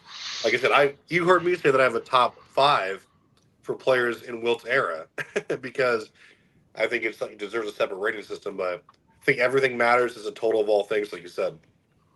I have a yeah, and question. for me, I know I had this conversation before. Like when you look at all the great players, you could tag someone to them, like Jordan. You can even tag Vince Carter. Vince Carter was just as athletic and could do everything Michael Jordan could. Kobe Bryant, we all know that. Magic Johnson, we had a few Magic Johnson. Penny Hardaway. But you look at like even Wilt, you got Shaq, Bill Russell. We got a lot of players like that who could do what Bill Russell could do, Rodman, Ben Wallace. But when you look at LeBron, it's kind of hard to tag somebody to LeBron. Mm-hmm. Even now, what guy in the NBA history we know that could just run down the court and do whatever the hell he wants, and you can't do anything about it, even if he doesn't have the ball and you have the ball and you're on a fast break. There's nothing you can do about it. You're just scared. If you see LeBron one down court downhill, there's nothing you can do. There's not really a player in NBA history that we could say that who controls the offense, who controls the defense. He's a quarterback on the offense and the defense. I There's just not want to. another LeBron, just like Barry Sanders. There probably won't never be another Barry Sanders. There's not going to be another someone to make a defense look that silly again. And probably there haven't been since to make a defense look silly. I don't think someone's capable of doing that anymore. But just with LeBron, I know we say Luca can't do what LeBron James could do physically. Yeah. Would you say I just Giannis is want. the closest? Would you say Giannis is the closest? Giannis cannot play the point. But Giannis coming up the floor, as you stated, in that under that position. I mean, he can't play the point. That's why you said coming downhill. Would he be the closest? That's what I'm saying. Would he be? I know he's not going to beat LeBron to you, but would he be close? I guess he's close, but you could get in front of him and he might just lose the ball. That's one of Yeah, the he things doesn't. as He well. doesn't have. He doesn't have LeBron's ball handling skill. He's just Yeah, straight down.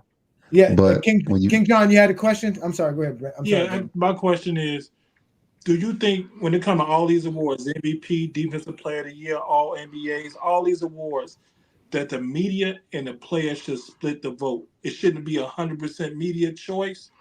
It should be 50% media, 50% players, and I think we'll have a better understanding of who really should have the award. Here's the the here's media the vote is just a way to like keep everything That's in a good check, take. keep players in check. Yeah. To here's the keep issue. certain legacies going. If they was able to vote LeBron would have a couple of defensive player of the years, LeBron would be off defensive first team a lot more. But that's a way to keep players in check. Here's the issue with that too. If you're talking about having players vote, you never know who has a gripe against another player. You know what I'm saying? So There's people so might many just hate. players, though. You There's know what I'm Well, so saying? many players, not but only just that. a Not only few that. players Remember. is not going to Remember do these. that. Remember, players' contracts are based on these Yes. accolades as well. So you can't let the players have that much power. They already have enough power as That's is. why I said 50 and 50. Yeah. Yeah. No, I think the coaches should have more votes instead of Coaches players. should have votes as well. I don't know why. I don't know the thing about not having coaches vote anymore. I don't remember what the reasoning was for that. Yeah. Do I you mean, know, Johnny?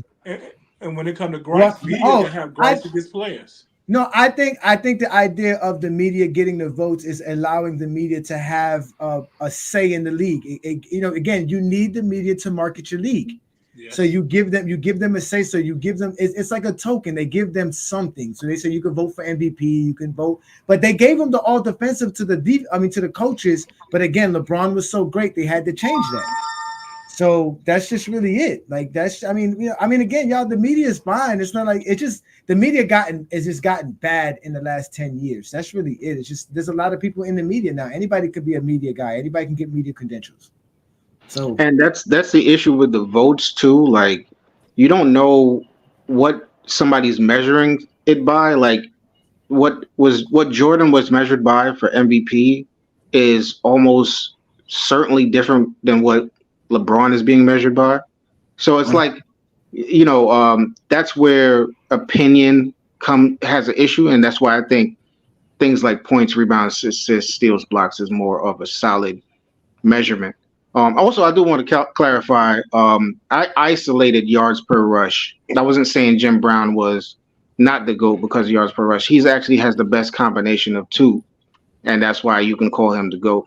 But I think the Jim Brown of the NBA would be LeBron as far as points and averages, because he's like fifth in averages all time, something like that.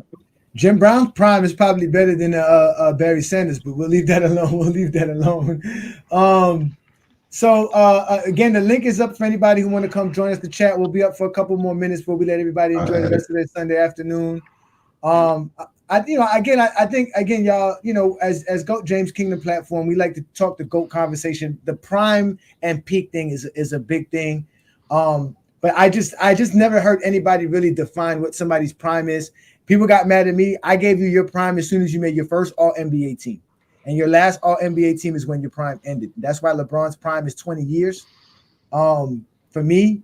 So, people tell me I'm crazy for that. But, I mean, if you're making the All NBA team in the league, you're in your prime. You're one of the best players in the league. You're in your prime. Top 15. You top 15 if you're making an All NBA team. So, and the crazy thing about All NBA team thing too, when you compare two players, what if your All NBA your position was just weak and you were just cooking up All NBA teams for like 10 years, and then you compare him to a guy who played like small forward or center, whatever, during a dominant center time, and he didn't have all those All NBA teams. You know what I mean? So it's like a hard comparison when you add those factors. No, like centers, because there's only one center for all those years. The centers is where there's a disadvantage because there's only one center per team. Every other position basically, and it's by forward. It's not like small forward, power forward. So they just do forwards and guards. You can have two shooting guards or 2 point guards. You can have two small forwards or two power forwards. You just have to be a forward or a guard. Are they changing that this year? Yeah, they actually changed it now. It's going to be position. This year's position. Last year was the last year, but it was by position. This year it's going to be positionless. Mm-hmm. So shout out to Sturdy. Thank you for joining the GOAT James Kingdom panel, brother. Is it A Sturdy? What does the A stand for, Sturdy? No, A is just an initial for my first name. That's all. Okay, so we'll call you Sturdy. We won't go no further. Thank you for joining us, brother. So what do you think of the prime conversation when we're talking about the greatest players of all time? And what do you think about the way we gathered up the top 10 players' primes and how we measured them?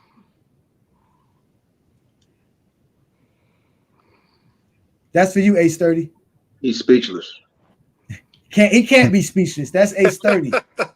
Isn't A Sturdy number one in FYF's sports debate? Is the number one debater? No, I think that's Young Africa. So did you guys hear what Rashad McCants was saying about Stephen A. Smith and Kobe Bryant? Yeah, I saw that. So what do you guys think about that? I think that was my take on Kobe. Remember, I said Kobe moved up since he passed. Before Kobe passed, he was always between 8 and 11.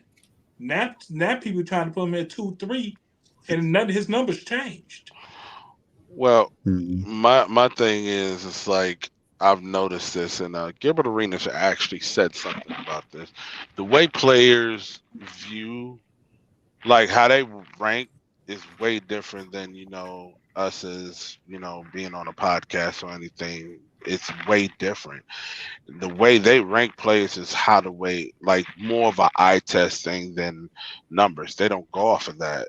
For example, I remember when Ryan Hollins was on First Take with Max Kellerman and Shaq, and they were arguing Jordan and LeBron, and Shaq was like, "I don't know the numbers like you do, Max."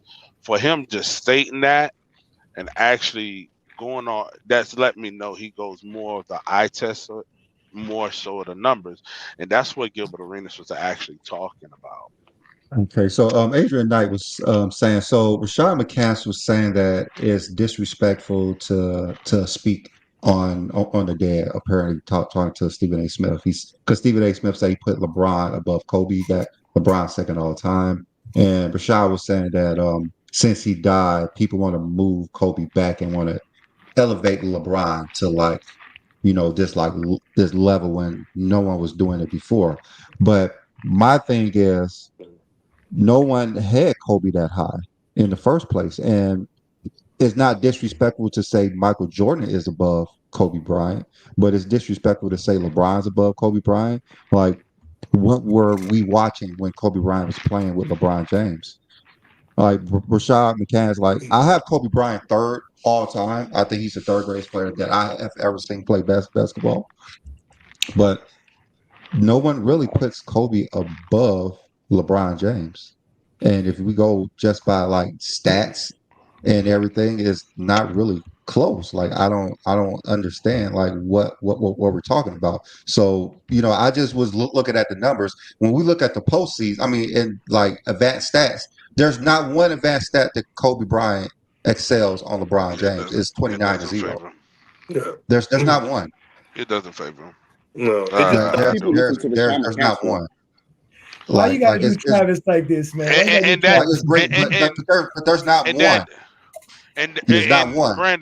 Brandon, that proves to what I was saying. The players don't look at numbers. I know they look at stats, but when we look at even the offense, all Kobe Bryant does is shoot a higher field goal, a free throw percentage. I mean, we look at all the totals, we look at the averages. But I mean, it's not really close when you look at the comparison between those two. I agree, Brandon. And then we even look at defense. We look at defense totals, and we look at the averages. There's not one metric that Kobe Bryant is better than LeBron in. There's not one defensively, offensively, advanced stats. And then we look at accolades, it's not even close. LeBron has almost double the NBA awards than Kobe Bryant. I don't know what's so disrespectful. Even when they went head to head, it was always LeBron James. It goes back to my statement. It goes back to my statement. When you look at when they played together on the USA team, it's LeBron James. Clearly, LeBron James. They both played together. Kobe Bryant took a back seat for a reason because he was playing with a superior player. When you're playing with a superior player, Brandon, is 30 in the background? I know. I'm not sure. Oh, okay. It goes back to my statement of what I was saying. The players don't view it that way. I mean, it's just a few players. It's not all the players. Like it's just a few.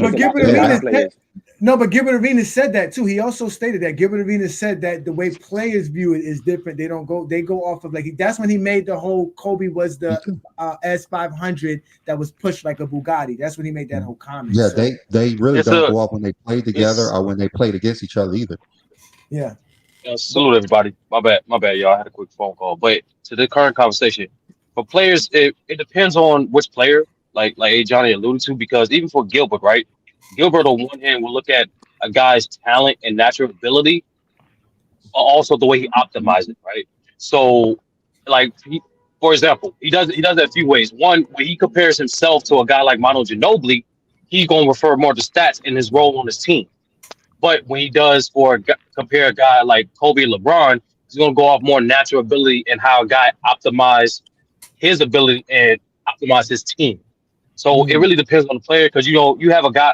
In my opinion, you want a good balance. You have a guy like JJ Redick who respects some stats, but also taking a good balance of the context of the game and the situation. So it just depends on the player that you want to ask that. That's all. Do you go by prime at all? Do you use prime at all?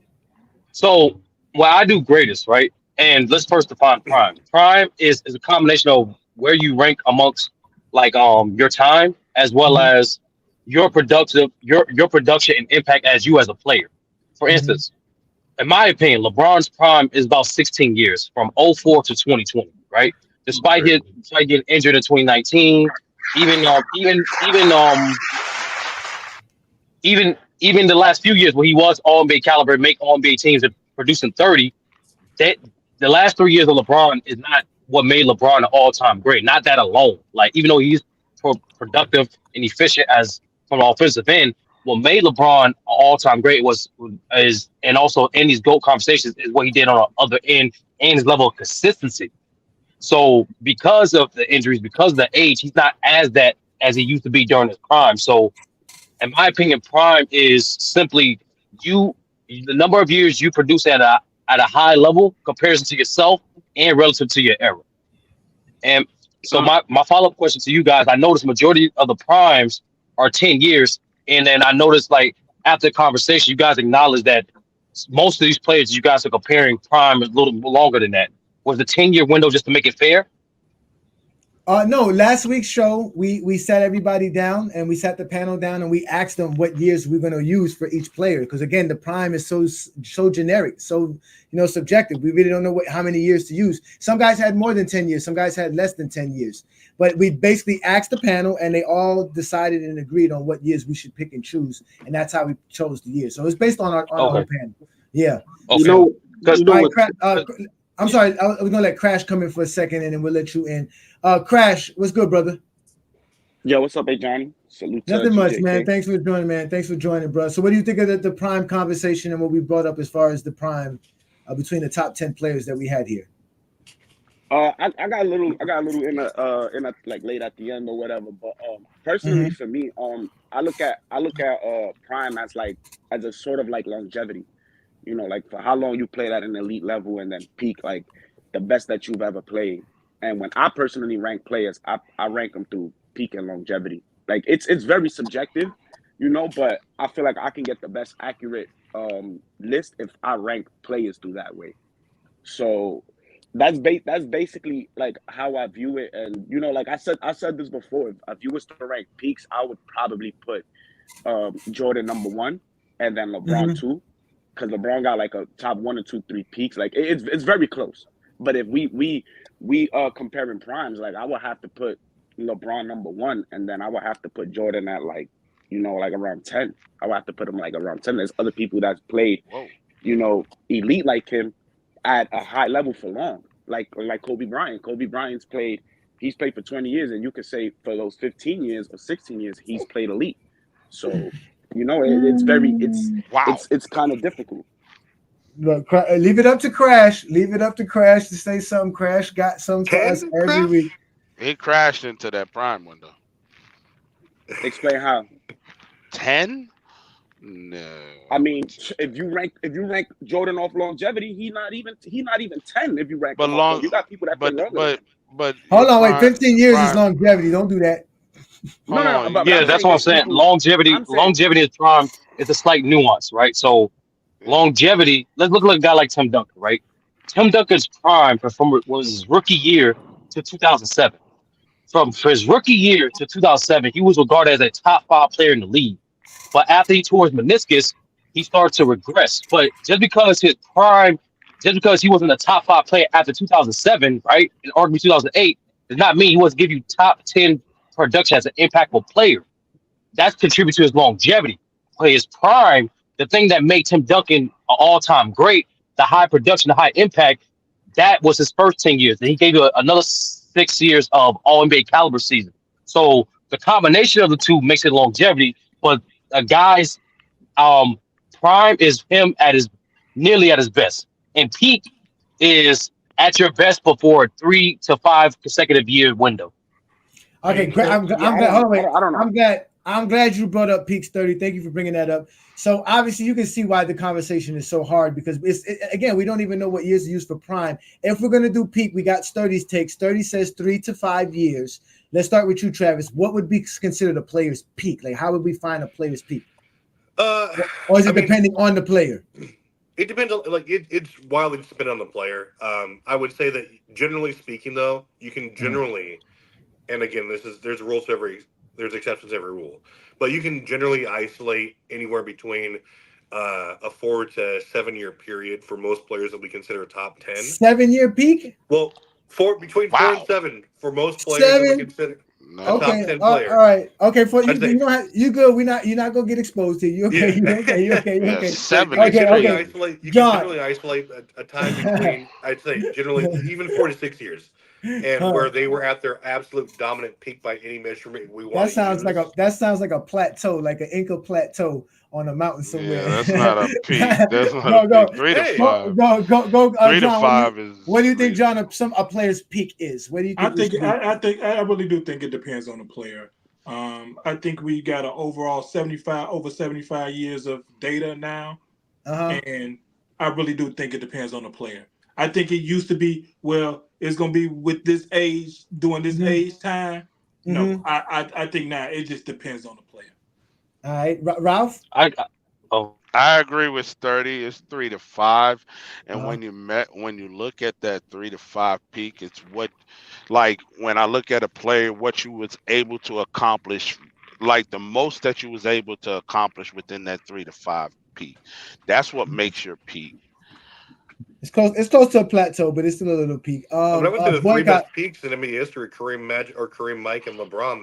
They both had like 6 year peaks, right? Well, Yeah. Or all three of them. for me, LeBron has like 5 peaks. But let's go to a boycott. Boycott.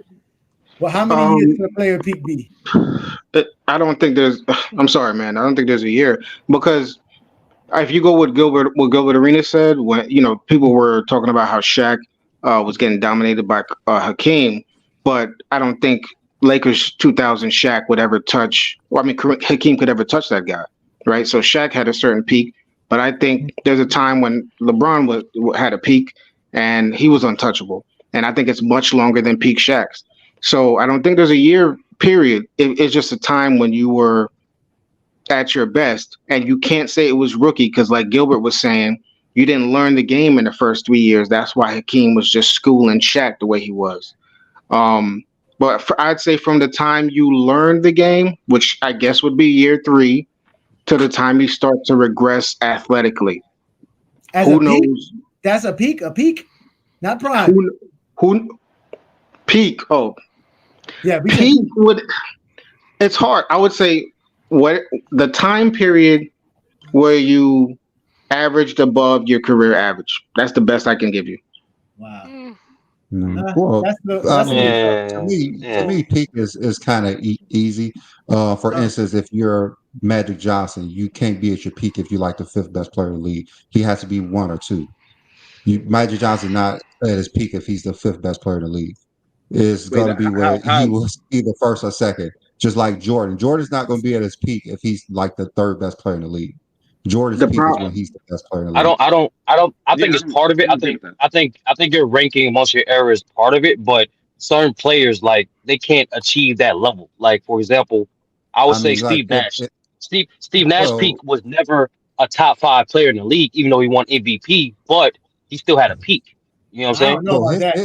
his peak is going to be Mhm. where he's at. If he's a top 10 player, like if he's like 8 or 9 Yeah, he's a best top player, 10 like player. that's going to be his Yeah, peak. As soon as you fall out of that top 10, you're not in your peak anymore. Like Yes, it's going to yeah, I be see what Brandon's saying. what Whatever player his you peak are. is, yeah. If he Yeah. never reached 2, he never I reached see, 2. But now wherever I he was get at well, his I high, get it. Well, I I see that. mean, Oh wait, let's Crash go. Crash. What years should a player have for a peak? Crash? we already I said think that. I Didn't we? No, he didn't. No, we I started with didn't 30. say that. We started with Oh, 30. sorry. Yeah, it's all right. I think a peak at minimum starts after like the fifth year of an NBA player, because it takes time for Uh-huh. them to actually learn the game. That's And, at a and how many minimum, years? but I think How many years usually, did it long? How long should it last? That's what I'm saying. How long I, did his peak last? shit, it should last pretty long, but it's never like that. But I think it usually lasts from 2 years at most to Okay. 4, at 2 to 4 at the most. Okay. I'm All not mad right. at that. All right, no, but that's not too bad. That's not too bad. For me, it's 1 year. I think it's whatever you was at your best year, maybe 2. And then from there, if you had a dip off, you can have multiple peaks, just like stocks. You know what I'm saying? You can get see, at a peak, and Yeah, now at the highest peak would be a one particular year. now, But hey Johnny, that's where you get dangerous territory because we have a guy like LeBron uh-huh. whose versatility and a combination of versatility and longevity where he added to his game where you can express his game at different peaks, right? So, for example, in my opinion, I think 2009 was his peak athletically, while Uh-huh. 2013, I think 2013, some argue 2014, where he's at his peak as an all-around player and as a defender, right? But then you Uh-huh. have people say in 2018 in terms of offensive impact from both scoring, versatility, his shot creation, and his ability to overall impact the game from an offensive standpoint, that could be his peak. So it's like, which peak are you getting at that point? We can't do this By the though. way, I just told you LeBron's getting 5 peaks for me. He peaked in 06. Then he kind of tailed it in, right? He kind of tailed. I'm saying peak. He got at the highest you can get at that point. Then he kind of tailed it into 07, 05. I mean 07, 08. Then he peaked again in 09. Then I believe the 11 and the what's called the 2010 to 2011 LeBron wasn't as good as the 2009 LeBron. So he kind of dipped a little bit, and then he peaked again in 2013. And then he kind of tailed off in 14 and 15, and then he kind of peaked again in 16, and he reached his maximum peak in 2018. And then from there, he kind of tailed down a little bit, and then he peaked in 2020, and that was his last peak. From here on out, we've been seeing kind of like a plateau slant down for LeBron. So I think, to sum it up, I just think peak need to be the closest thing you get to the middle, because it's not just LeBron, it's also Kobe. Like Kobe's peak, most people consider from 2006 to 2009, but his defensive peak, where he was at his best defensively, was 2001 to 2003. And same thing for Hakeem. Hakeem's defensive peak was from I'll say 85 to about 88, 85 to 90, but it's all around player from a playmaking standpoint, from a scoring standpoint, in combination to having great defense was about 93 to 96. So it's like it's more so. I think you have to find the perfect middle where you get elite. Wherever, and it's not just predicated for offense and defense. It's just wherever that player does at a high impact level, you're trying to meet in the middle of those 3 to 5 years where he's getting the best of both. Are we talking peak? Are we talking peak statistically or peak ability? Well, no, that's the thing. You can do whatever you want. This is why I'm more dangerous when we do the subjective talk, because y'all don't want to see me start concocting all the type of stuff that goes in my mind when it comes to this subjective talk. You can pick whatever you want. There's no criteria for this. The reason I say that's the conversation we're having.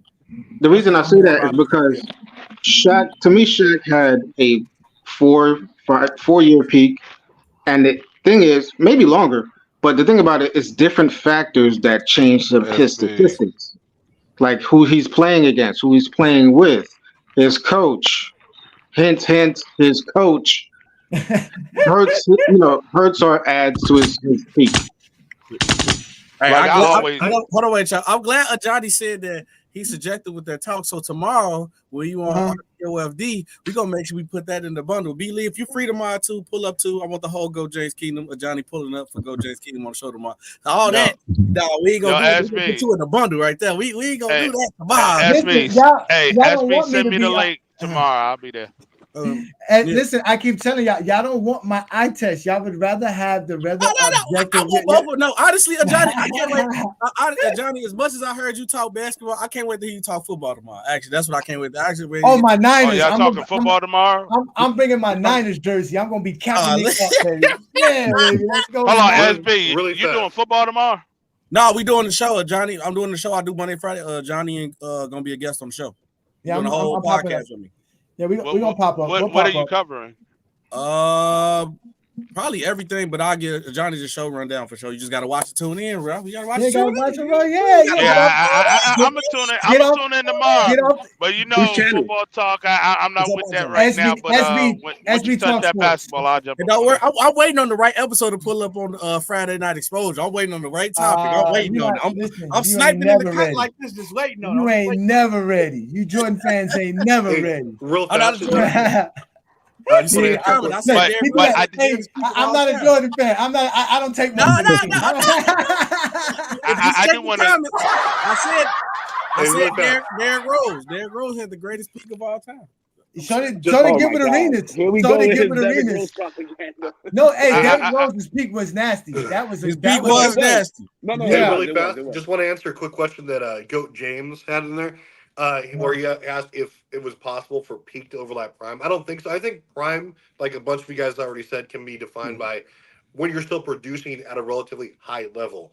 Peak is when you are unquestionably I'd say your peak was when you were the best in your entire career, right? It doesn't have to be the same as your prime. Like, for example, Mike was the best offensive and defensive player, arguably in 88 and 89, and he was leading in almost every single major advanced metric for that 5-year career. Same with LeBron.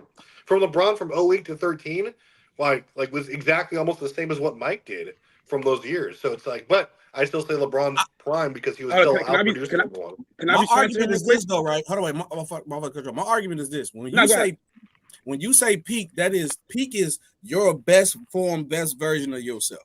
When you say like prime and you coasting, because you can't tell me like I know Johnny, you were just saying like LeBron had like 3 different peaks. No, the peak is whatever LeBron was the best version. I know people debate on like one of his years in Miami in 2018, bro, because it's hard to debate the Miami years because after that first year it was like he was killing. So it's hard to pick one. But I feel like when you say peak, like how you just said, T Perfect. When Jordan was at 88, he was like the best offensive defensive player because sometimes people try to add the team accomplishment and no. When you talking about peak, it's just how you play individually as a player. That's it. That's all. I don't care if you win, loss, anything like that. Obviously, you got to like show that you impact winning, but the championship don't matter. So, like if people say 2018 Bron was peak Bron, I'm cool with that. You say 88 Jordan is peak Jordan, I'm cool with that. But then also, when we talk about the greatest peaks, I know when people do the air attacks, and then now you got to start looking at the guys like Wilt, Elgin, Kareem. They was putting up crazy numbers back then because they peaks was like ridiculous. The problem with that is, when it comes to the real peak, the greatest. I don't care what anybody says. It's a longer argument. The greatest peak is Shaq. That is the greatest peak ever. As far as ability, he was unstoppable. I thought you said, oh, wait, Boycott. You came here and said Wilt. What happened to Wilt? What happened? No. That was numbers. The greatest ability as far as being unstoppable. Why is Shaq the greatest peak? I just want to say something. What? So as far as being unstoppable, peaks are different from numbers to the game. Like it's just like different. Call us blasphemous. Wait, hold on. Let's let Boycott go and then Crash is next. But go ahead, Boycott. Explain why Shaq has call us blasphemous all you want. Call us blasphemous all you want. Peak Shaq, 2000 to 2003 or whatever you want to call it. There's nobody stopping him, including Wilt, including Russell. Call us blasphemous all you want. What I saw happen those 4 years, the abuse that happened to all those players for those 4 years, it is the greatest peak of all time. He is the most dominant player in that time period. The reason why. Hold on. We got to let Crash go in. Hold on. Boycott. I'm about to boycott you for speaking on Wilt Chamberlain. I'm sorry. Go ahead, Crash. Crash has something to say. Go ahead, Crash. Please.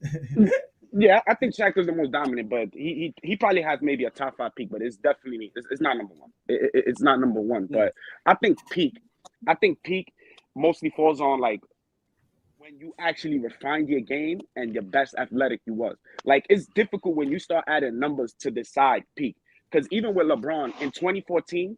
LeBron, I'm not gonna say he regressed, but that bum ass kale diet kind of like screwed him up in 2014, where he was kind of like messed up. 2015. So it's like kale diet. Yeah, like but the year, the 2014 LeBron's diet. How you know about LeBron's diet? It was 2015. Yeah, 2015. It was a paleo. It was a paleo diet. Listen, we actually have to get up out of here. The 2015, that's when they played. Yeah, the 2015, that's when they played the Warriors and they lost. 2014 was when they played the Spurs and he was on that kale diet and they lost. So in 2014 was when he regressed a little bit because he lost weight or whatever. But after 2014, it kept like ramping up even more. So it's like it's difficult when you start using peaks for LeBron because of like the fluctuation. But personally, for me, I just think peak is when your game was refined at its best and it was physically at your best. For LeBron, it's different because cerebrally, he's gotten so much better at the game that the game is opening up even more. So it's like even if he gets old, he's able to do a lot of more things, even at that old age. That's what he's doing now. It's like for me, for peak, it's like when it's everything. It's like what you accomplished within that time, how the way you played the game, like even your IQ, all of that, all into one. When you're able to produce and accomplish at the most that you was able to accomplish, I think that's what the peak is, because that is at your best from a production standpoint and from what you were able to get within that seasons. That's real. All right, so listen, we got to get up out of here, gentlemen. It's been a great show. You guys have all been great. We've had a great time. So we'll start with Travis first. You guys get 30 seconds. We'll go down the line, address anybody in the comments, or make your last comments. We get up out of here. Travis, 30 seconds, please. Travis, start. No, just a great show all around. I answered already a question in the chat. Chat's on fire today. Shout out Liddy for doing God's work in there for you. And Crash, great take, man. You take just before the well thought out. Used the word cerebrally. Love that as well. And that's it. All right, King John. Brandon, Johnny, and Travis get disrespected so much on other people's podcasts that we're not going to allow them to get disrespected on this one. I mean, they control it. That's why. Yeah. Oh, here you go with the controlling stuff. If you see the disrespect they get, I see them on other panels. The disrespect they get is crazy. Get us in there, man. It's fine. So when they on this panel, it's fine. No disrespect. Hey, listen, King John, 2024. If y'all thought 2023 exposure was something, wait till 2024 exposure come out. Go ahead, Rob. Let's get your last words in, and we'll get boycotting and the rest of the panel. Go ahead, Rob. Well, I've been at the end of 2023. I kind of died out a little bit on social media, but 2024 is going to be a new year. I'm gonna bring that level back up. I'm gonna start showing my face to other platforms and actually show some love to people. And I might be a little more aggressive this year than last year. I was kind of like coasted a little bit. 2022, I was a little aggressive, but 2023, I was like, take it a little easy. But yeah, I'm gonna have to. We are an open camera show. We do require, or we do ask that you guys show your faces, but we understand if you don't want to. Boycott, any last words? I got seniority. I think 2024 going forward, we need to separate great, best, and valuable, most valuable. We need to separate those things because the conversation is too jumbled up. There is definitely a difference. Look up the words, and you'll actually get your answer. Yeah, and the answer would be LeBron James, LeBron James, LeBron James. Crash, go ahead, sir. Go ahead, Crash. Yo, they trying to be bugging. Yo, I want to say one thing to four of y'all. But before I say, I just want to salute to all y'all. Appreciate all the work that y'all do and the content that y'all pull out. But what I need from SB and I need from Ace 30 and Brandon and Johnny. I need y'all to please, bro, bring those MJ. Yeah, bring those MJ fans. Bring those MJ fans from Michael Jordan is the best. Bring them to FYF so they can debate, please. Even if I mean, hey, I think they might need that because if you go to their page, all they do is slander and talk nonsense. So I need y'all to bring them to FYF so that they could be a debate. They could be a debate format. I ain't gonna lie. I seen that video, that George Michael video was crazy. I was just like, bro, who George Mike? And I was like, No, listen, Dart already checked out what was going on FYF, and he's not. I don't think he's prepared for that. Sturdy, you can let us know because Sturdy is Sturdy. You are number one, correct? Am I correct? You are number one on FYF Sports Debate. Okay, not no more. I'm currently still even after that. SB, you should know this as a Bulls fan a guy who's notoriously known for losing to a guy like LeBron. Just because you lose does not mean you're not acknowledged as the best.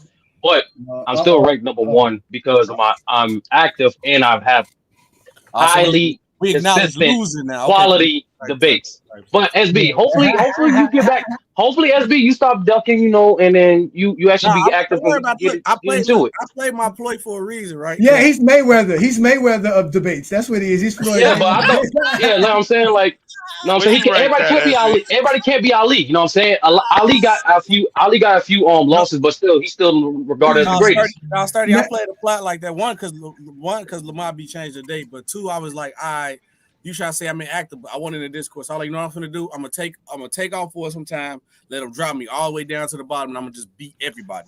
And we right up top. I'm from the Where were you at, SB? Huh? Where were you ranked? I was top 5. I stayed top 5. Did Young Africa come back?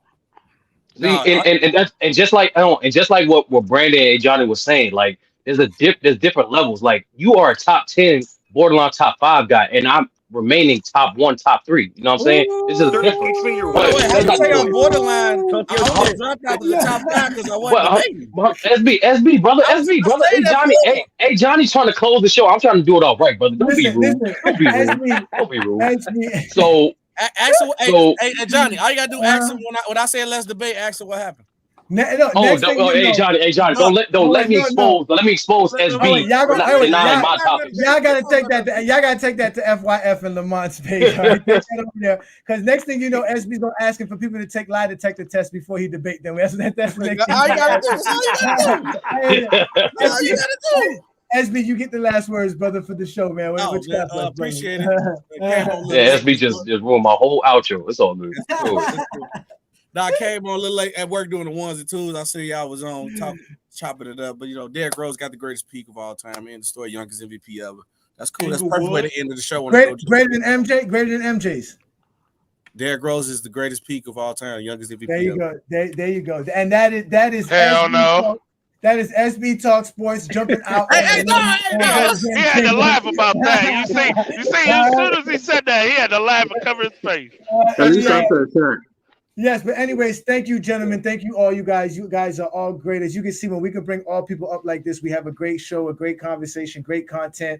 This is the GOAT James Kingdom platform. I'm A. Johnny. We have B. Lee. We do it the best. We'll be back next Sunday with another topic, and we'll get more people upset. But you can catch me on Friday nights where we can actually debate, because I'm trying to do that, Sturdy. I'm trying to get people to come and debate. So if y'all want to come and debate, come on Friday Night Exposure. You hear what people are saying in the comments. Call them out. Come on Friday Night Exposure, and I'll let y'all do it. I'll moderate and do it well. So again, I bet you won't make Friday night. LeBron deserved MVP over Derrick Rose. I'll stir fry you. You better not do it. Here you go. You better not do it. You lucky. You better not do it. I'm gonna leave you alone because your braids look nice today, so I'm not gonna make you look bad today. So y'all can holler at Travis. That goes to work, man. You can holler at Travis on Facebook. You can holler at King John on Facebook, Instagram, Twitter, TikTok. You can also holler at Boycott on YouTube. You can holler at Ralph and TikTok specifically. He got lives over there. And Ralph, you need to get your lives in check for people like number 7 and number 5. And, man, it was late, so I know. You already know what happens when it's late. Listen, it's all love.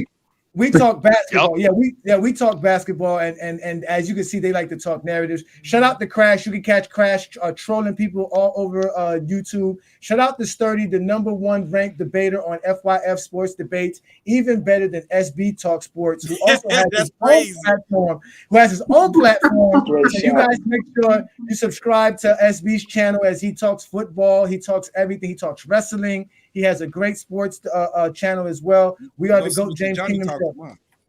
We got Brandon and I are I'll be in the chat. See, there you go. And shout out to everybody in the comments. Y'all make sure to hit the like button, share the content, hit the ring notification, become a subscriber, as we are becoming the greatest platform for LeBron James and the GOAT LeBron James. So y'all have a great Sunday. This is GOAT James Kingdom. Peace and blessings, y'all. Hey, SB.